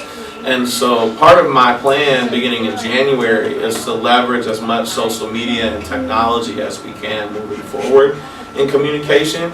Because, I mean, even though I'm 45, that's much more how this generation communicates. Flyers and phone calls and text messages and even meetings like this is not really getting the word or the information out to the community. We need to have a YouTube channel. We need to, we've opened Twitter and Facebook and Insta accounts, but we might need a Snapchat account. We might need a Kik account. We might need all the things to get the information out to people. And I'm really committed to doing that. And so there is some money to support it. As I build coalitions of people to come in and start holding these pieces of work, which I'm happy to say you all are a part of, and it's happening in multiple spaces, I can begin to turn my attention to raising some significant philanthropy for the district that could then extend. Well, I think, to me, children are always a draw. And I think if you really were able to empower your student bodies, the parents would come. I agree. You really looked into, it's like, I'm trying to do something innovative for Black History Month, and I don't even want to call it history, it's our history. I don't even want to put his on nothing. And so, innovation to empower the children, and once you see the children, a flame lit under the children, then the parents will go, oh, little Bobby is doing something, let me go. Yeah. And then presentations of things that are engaging will bring in more. But at this point, I've been in Marin County for almost 20 years, and unfortunately, I haven't seen anything that sparked an interest in me at all here. Yeah. It's always the same old thing. It's the same old thing, the same old poverty pimps, the same old people doing the same old thing. And our children see it. It's like, I received that, a big initiative that we're engaged in, and that I'm also working on developing some significant philanthropy for, and rolling out programs in the next 2 months, is expanding our arts integration program, because I agree. The best way that I know to how to get to parents to show up to a school is, like you're saying, is when kids perform. and it's a study. What's that big funding program that funds children, at-risk children benefit from the arts? MLK has no art, no everything. Everything. That's actually not accurate any longer. Oh, you do have arts? We do have arts. It's not on the webpage. We do have music. We have visual art. We have photography. We have music. So you do now have art? We do. That's good. Those Because I was on programs the are. website and all I saw was a picture of Miss Newton. I thought she retired. She did. She runs a Saturday program, but we do have a during the week program that's That's good. led by Mr. Logan. Ellen France is our art teacher. She does a bunch of different mixed media and photography. And we need to do 10 times more than what we're Yes, you doing. do. Because I think the unfortunate part for African Americans is that we have been exposed to who we are historically. The cradle, once we get to college. And for me, I think our children need to know that, they need to know that we're not just descendants of slaves. And that's something to be ashamed of. We are a great people, and I think if a Black child learns that in kindergarten on, then you instill another sense of self into them that has long been, is missing. It's missing. Because we don't get Malanga Karenga as Long Beach State. He's the one who started Kwanzaa. You get it in college. But by that time, we've lost a large population of Black children. You're right. Because they don't think they're worth nothing. And statistics are really clear. 50% of kids that drop out of school do so before high school. Mm-hmm. The other 50% that drop out do so before 10th grade. So if you can instill a sense of pride in them in kindergarten, their chance of them being successful is going to be higher. Yeah, we have some incredible resources in our community that are offering some pathways forward, and I'm fully committed to rolling out those programs and making them a fundamental part of our culture. I too believe that affirming and validating our kids and helping them explore their identity is the only way for Black and brown children really to be successful in our school system and our society. We have to believe in ourselves. When I talk about the gifts that Marin City gave me as a mixed race kid growing up in Marin County, that's one of them. This was the only place where I ever felt like people let it be okay for me to be who I was. People said to me, "No, it's good. You good. It's cool. You got a space here." Right? This was the only place that did that, and that's one of the reasons I'm committed to coming back here and making sure that our babies now have that kind of experience, to have that kind of belief in themselves and self-esteem. And interestingly enough, part of the mandate is a career and counseling scholarship program. Beneficiaries are any kid that attended BMLK for 4 more consecutive months between August 2013 and June 2019. Special beneficiaries are any kids that attended BMLK for 4 more consecutive months between August 2014 and June 2019, and we're in the 6th, 7th, or 8th grade. And we have to continuously provide an academic and career counseling program for 10 years, beginning by February 4th, 2020, to all beneficiaries. And so I have entered into an agreement with Compass, which is the college and career counseling program at College of Marin and 10,000 Degrees, which is a local nonprofit, who do this kind of work to administer the program for us. And one of the things I'm excited about is they have agreed that we're going to begin this program in the 4th grade. So we're going to start providing career and college counseling in 4th grade. And we're building pathways towards 3 things. 1, a teaching credential, so that folks can use the scholarship program that I'm about to talk about to get from community college to a 4-year university and graduate with a teaching credential, and then come back and have a teaching position at our school. That's one pathway that we're creating. Second pathway is an administration of justice pathway. One of the major other challenges in this community is there are no Marin County Sheriff's officers that look like people that live in this community. And so, one out of, I don't know, dozens. And so we have agreed that if children have an interest in administration of justice, we'll support that pathway as well. And the third pathway is tech. We're working right now with a consortium of people that are part of Andre Iguodala's Tech City initiative, and we're going to create a career and college pathway towards a tech career as well. Since we know that's the access to. Can I add one more to that? Mm-hmm. Have you heard of the dude? What's his name? He does Rich Dad Poor Dad. Yeah. He's doing a whole thing on it. You know how to save. I think our children need to really learn how to put away money, save money, plan, and invest and buy property. So I think our children need to Agreed. know banking and finance too. What's his name? Richard. He's doing a whole thing on, you know, how to scam and all that. And I have a son who's in prison, who that's his hero now. The guy that did the right Rich Dad Poor Dad. And he's doing a program. He's going into schools and teaching young people how to save money, how to set up yourself financially instead of just being a consumer. That's right. The only pathway to intergenerational wealth in America is homeownership, which is why the history of housing covenants in this county, which were mentioned earlier, is such an important history to know and understand, right? Because Black people in particular were purposefully excluded from access to that wealth generation mechanism. Have you seen the guy White Like Me? That's the person that revealed to me that there was a whole thing that the government gave white folks a boost, gave them extra money, they went and bought land, while we, on the other hand, have been prevented from and, you know, stopped from doing. So it's like this GI Bill, there's a bunch of them. There's a bunch of them. I will say I stumbled upon a treasure that many were oblivious to. There was a pastor who was at St. Andrews who did his doctoral dissertation in Marin City.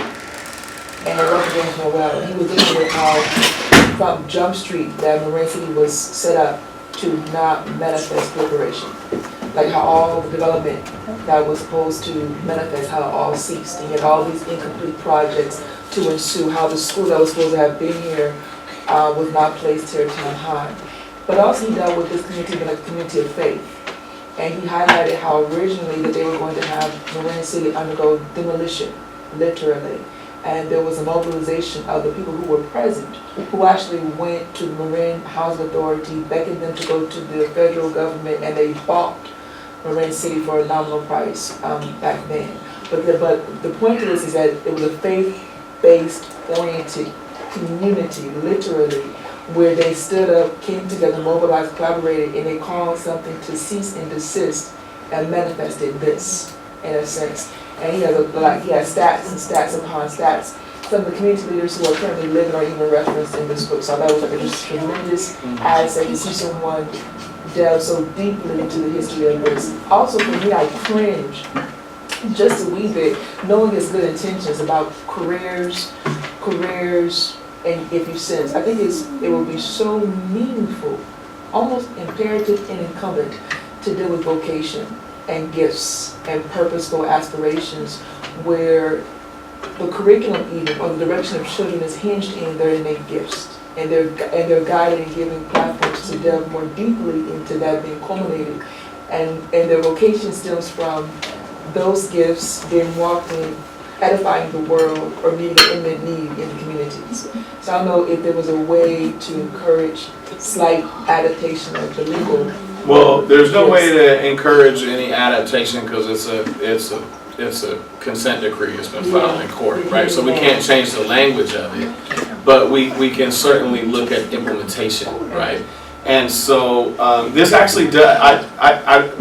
Vocational school, in the sense that it's put forward here, doesn't mean vocation in the way that you're offering it, and I want to honor that.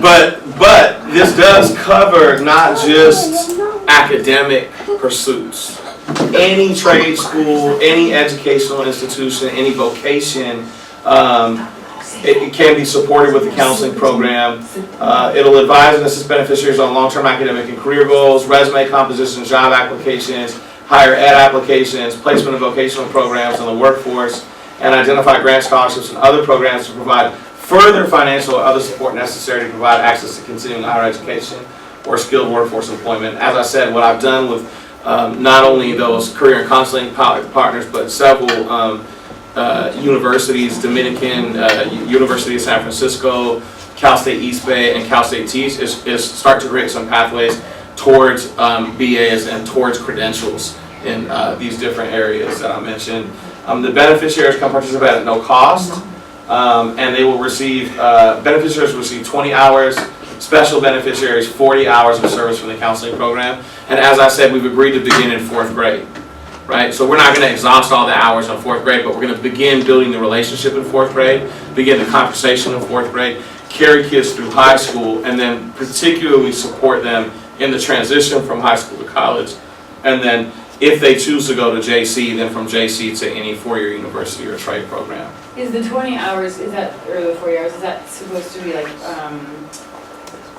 I mean, I guess I'm wondering, is there a way to kind of even create more hours just by creating a system that's accessible on your own time, so that you could actually have it working for itself rather than consuming the hours that the kid needs in that respect? Do you mean like maybe like some kind of online system? Or? Yeah, exactly. Something that you could use on your own that's not necessarily requiring anybody get paid for it, but you could get more hours of support in that way, or more services with less hours. Interestingly enough, I have a meeting with this consortium of people tomorrow, so I will bring up that idea.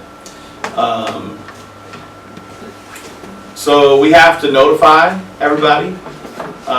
We have to provide assistance to the counseling programs to identify and notify all beneficiaries. We have to notify all beneficiaries within 1 year of establishing the program of all its benefits. We have to identify and notify all beneficiaries that have not responded to any outreach efforts. And then we have to follow up again with any beneficiary that has not enrolled upon high school graduation, just to remind them.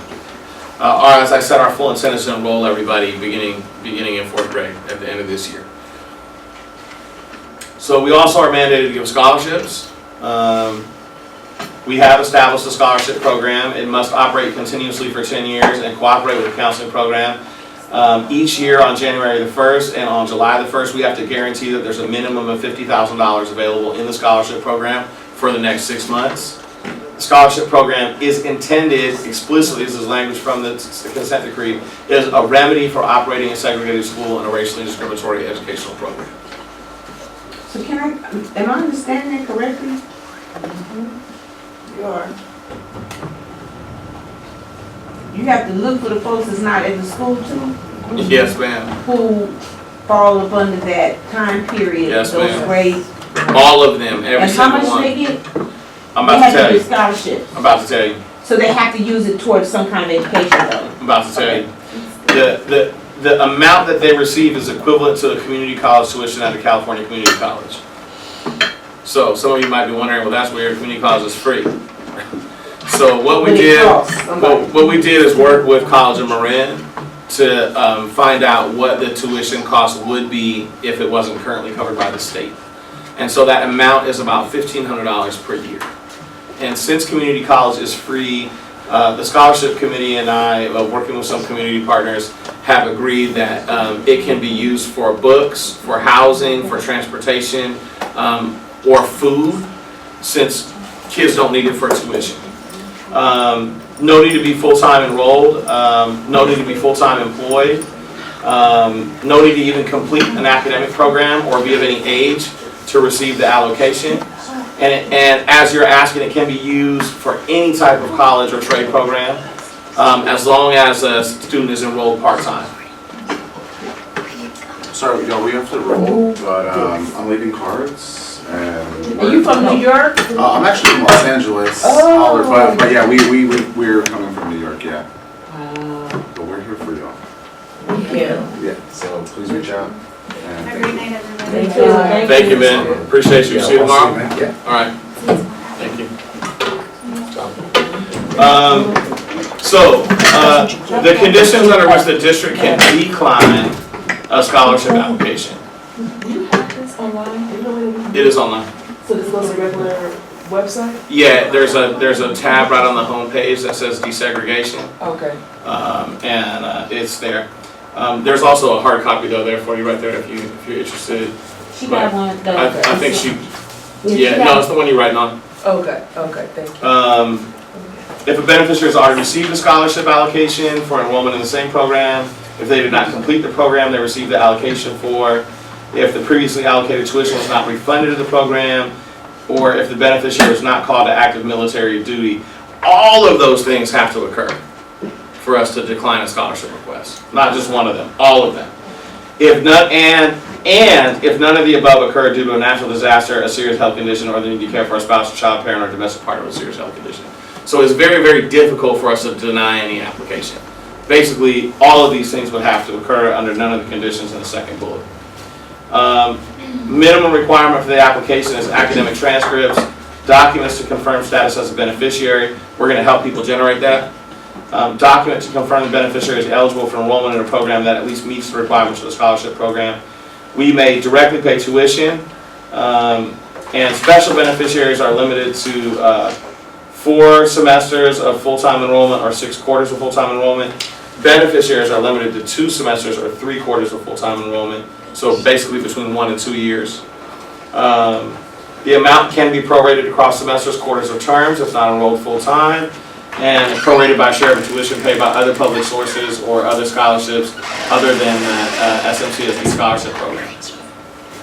Anybody have any other questions about the scholarship? So what school, this just Bayside? Just Bayside and okay.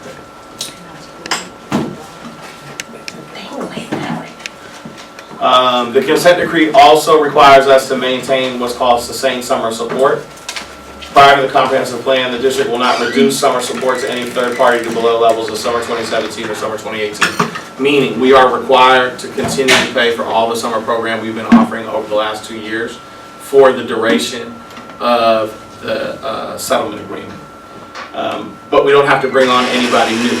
So Freedom School got to continue, and any other summer program that we've been paying for has to continue at the same level that we've been paying for it.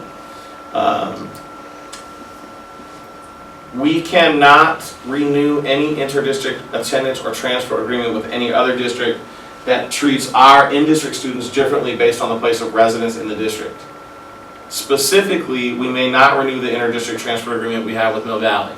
most people don't know that the other side of the hill, which is in Tennessee Valley, all of the residences between Tennessee Valley Road and Marin City are actually supposed to go to school in the Sausalito Marin City School District. Since the 70s, they've been able to go to Tam Valley School. That ends this year. So I have some work to do with the Mill Valley Superintendent. So that means this school gets that money too? We don't get that money. We don't get that money because we are what's called a basic aid district. So we don't get money based on attendance like most school districts in the state of California. The money that we get is fully based on the amount of property taxes we receive. So we don't get any extra money, but those students can help us diversify our school, because students on the other side of the hill that live between Tennessee Valley Road and the hill I don't know the exact demographics yet, I have to find out, but there's a lot more white folks that live over there. Yeah, soda? But that would contribute to fundraising too, though, if those families were. Yeah. 10 minutos más? So, accountability for the program. The first accountability phase is enrollment of students from all backgrounds from Sausalito Marin City, measured on October 1st, January 15th, and May 1st. If 20% or more of Sausalito Marin City students in K3 or K8 come from Sausalito, the Hill, or the Marina, i.e. the houseboat community, we will have met with accountability in phase 1. If 30% or more of kids K3 or K8 come from Sausalito, the Hill, or the Marina, or are out-of-district students, we will have met with accountability phase 1. Or if just in simple numbers, 20 or more students enrolled in Sausalito Marin City operated schools are Sausalito, the Hill, or Marina residents, or 40 or more students enrolled are from those neighborhoods. So phase 2 accountability is that 40% or more enrolled K8, or 20% are out-of-district students, or 35% or more of district kids enrolled K8 come from Sausalito, the Hill, or Marina, or are out-of-district students, and 25% come from Sausalito, the Hill, and Marina, or 30% or more of kids K8 come from Sausalito, the Hill, or the Marina. Or in simple numbers, if 60 or more students enrolled in the district operated schools K8 are Sausalito, Hill, and Marina residents, then we will have met the requirements set forth in this consent decree. Maybe this is something I sure you know, but what's the current ratios and like what is that supposed to, transition supposed to look like? So currently, we have 5 white students out of 100. So we would need to increase our enrollment by somewhere between 35 and 50 white or Asian students. Now, when you say increase, that's not something you do, that's something that would happen once that law, they're either, this would be their district. We can't make nobody come. Right. This would be their district. We have to build a school that's so great that people want to come. And we actually a lot further along in doing that than anybody imagines. So my kids who are mixed don't count. Mixed with what? Black and white. So the consent decree is non-specific on children that identify as 2 or more races. So it's not that they don't count. Yeah. They might count. It's a tricksy question as a mixed race kid. Like my dad's from Colombia, but you look at Mill Valley's statistics.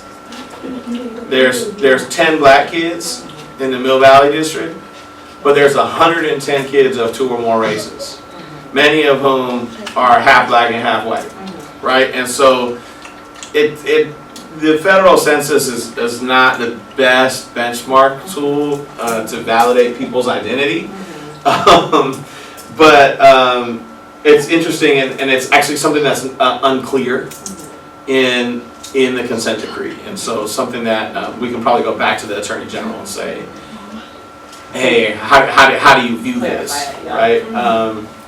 If after 5 years phase 2 is met, the judgment can be terminated. We can request a written report from the monitor. Upon receiving a report or after 30 days, we can petition the court to terminate the judgment. If it's not met after 5 years, it gets extended for an additional 5 years. So basically, we don't make it, this thing just re-ups. If it's not met after 5 years, we must, after 450 days, relocate students K4 to the Nevada Street campus, relocate the charter school if there's not enough space for both schools, report why the Phase 1 goal was not met, and cease any discretionary funding of non-district schools until the Phase 1 goal is met. If after 10 years the Phase 1 goal is met, but Phase 2 goal is not met, SMCSD within 80 days shall create a report as to why. If after 10 years it's not met, we'll create another comprehensive plan. If after 15 years it's not met, we will create another comprehensive plan. So basically, if we don't meet it, the judgment pretty much remains in place for the next 35 years. So, the monitor. The judgment will be overseen by a qualified third-party monitor.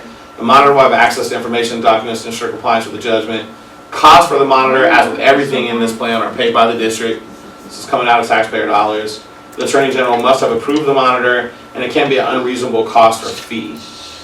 Really happy to say that Dr. Janelle Scott is our monitor. She is an expert in the relationship between education and policy, equality of opportunity, and the racial politics of public education, the politics of school choice, marketization and privatization, and the role of elite and community-based advocacy in shaping public education. And so she was here today. She's a wonderful asset. As are like our folks that just left, we have some really a rock star team of expert advisors. John A. Powell wrote the theory on structural racism. He's a part of it. David Duncan, who's doing his graduate research on the voluntary segregation effort in Sausalito in the 60s, is a part of it. Matt Gonzalez and Neret are a part of it.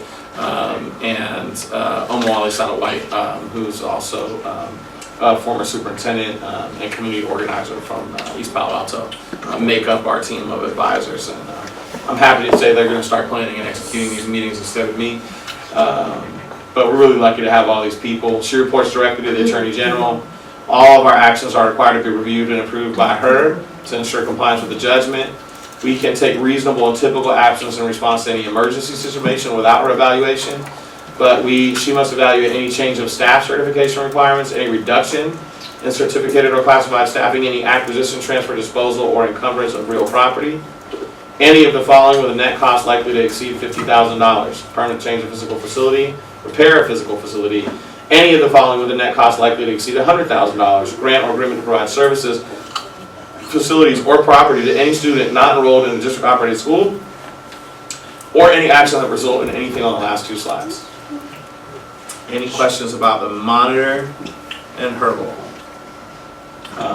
So, what are the time limits?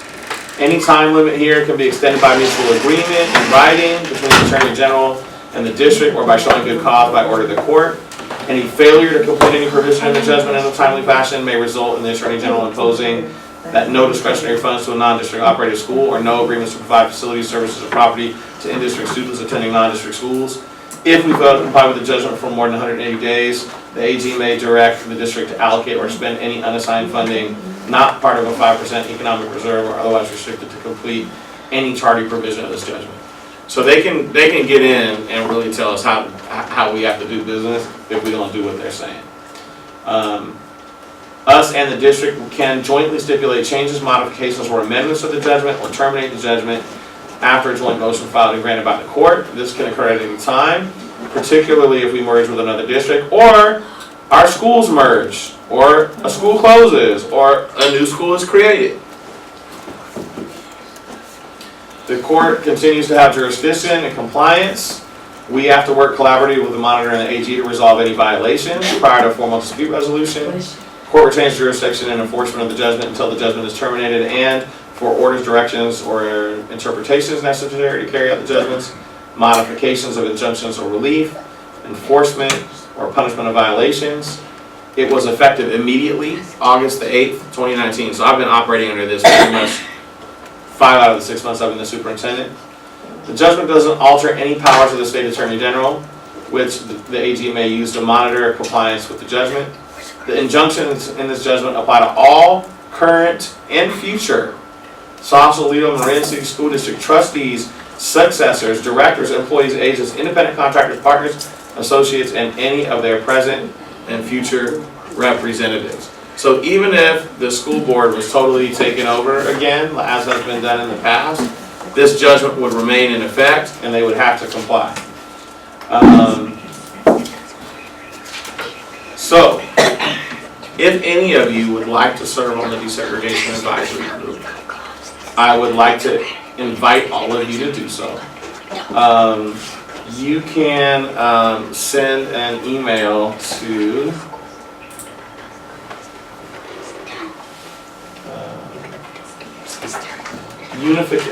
desegregation at smcsd.org, and just say, hey, I would like to be a part of the Desegregation Advisory Group, and we'll make sure that you get invited to the next meeting. Thanks for coming, Ms. Long. And I want to just appreciate all of you for your time and energy and attention tonight. A little bit dry, but really critically important information. And I'm committed to having as many of these meetings as I need to have, and so I want to ask all of your assistance. I feel like we still don't have the word fully out in the community. I would like to be a part of the, what do you call it? The Desegregation Advisory No, Group? the money part. The Scholarship Committee? Get money come in. Oh, philanthropy. Philanthropy. Okay, all right. Because I think that can be key, because if you could build a jamming school that is like a model school, whatever, and brings a lot of attention to Marin City, it could put a kibosh on the gentrification. Well, I am happy to report that the school board approved on Monday a contract with a facilities master planning organization that are going to help us develop the plan to do exactly what you're saying. So is there a way that the Board of Education can put a little bit of pressure on the Housing Authority Commissioners Board to say that it would be in the best interest of the students for this privately owned development company to get out and do something that, because it's going to end up gentrification with a privately owned. If it was for not-profit, then it leaves it open. That's an interesting question. I would need to do a little bit of research to answer it accurately, but I think one action that we potentially could take would be to pass a board resolution supporting, for instance, land trust. Because Louis Jordan he acts like that word it's got cooties on it or something. Well, every time we mention land trust, I don't know how that can be done. He has been very dishonest. He said he was gonna have somebody come speak to us about it. I'm saying never happened. So basically, they're going ahead with gentrification. This door right here. And it's like you look me straight in my eye and you're telling me, oh no, don't worry about displacement, but that's what you're getting ready to do. Yeah. So how do you establish a school that's for the future of our children when we get ready to get kicked out? Right. No, that makes a lot of sense. And that to me is not encouraging. I can't see nobody being encouraged to come join in with your program, and we don't know if we're going to have our homes in 5 years. Sure. No, that makes a lot of sense. And actually, the whole point of the order is to make sure that we have an integrated school, right? And if there's no black community left, we're not going to have an integrated school, just like if all the white people decide that they don't want to come to our school. So equally pressing issue, and I appreciate you bringing that into the space tonight. And I'm going to work with the Desegregation Advisory Group and with my board to think about how we can support that. I definitely want to be in those meetings. And like I said, as I build a team of people to kind of help me do all this work. And that's why I think it's philanthropy. Yeah. Because most times, money talks. It sure does. And if we could get I really would like to do a really nice event and, appeal to some billionaires, performers. Do this, let's build this jamming performing arts Center. Performing Arts Magnet School, right here in Rick. Then you have the attention and everybody's gonna go, oh, let's not tear up the neighborhood because they're, then you're gonna have the bandwagon effect. We would be the only dual language, science, technology, arts, research magnet school in Southern Marin County if we're able to build this program. And in my experience, that kind of school is attractive to money, a wide variety of people, right? And so you have my commitment to do whatever I can to conserve the community here. Like I said, I'm not where I'm at in my life. I'm not who I am without this community, and so. And I would like to see something on the this hemisphere that honors the contribution of the black man. You got Chinatown, you got Little Tokyo, you got all these places, but what do you have that honors African Americans? Yeah, it would be, I think, a part of the vision. If we're able to execute this facilities development, and one piece of good news in terms of what you're talking about, probably need everybody in this room's help to do this, but this community has a bond capacity of $75 million. And so if we can put school construction bond before the voters on the November ballot and it passes, we'll have $75 million to build the kind of school we were talking about. Oh, we should talk. I trust we will. So thank you all for coming tonight. Please don't hesitate to reach out to me directly. I'll get the email if you send it to desegregation@SMCSD. And we'll hope to see you involved in as many ways as possible, either on the desegregation advisory group or there's probably still some unification work group meetings happening if you're interested in that.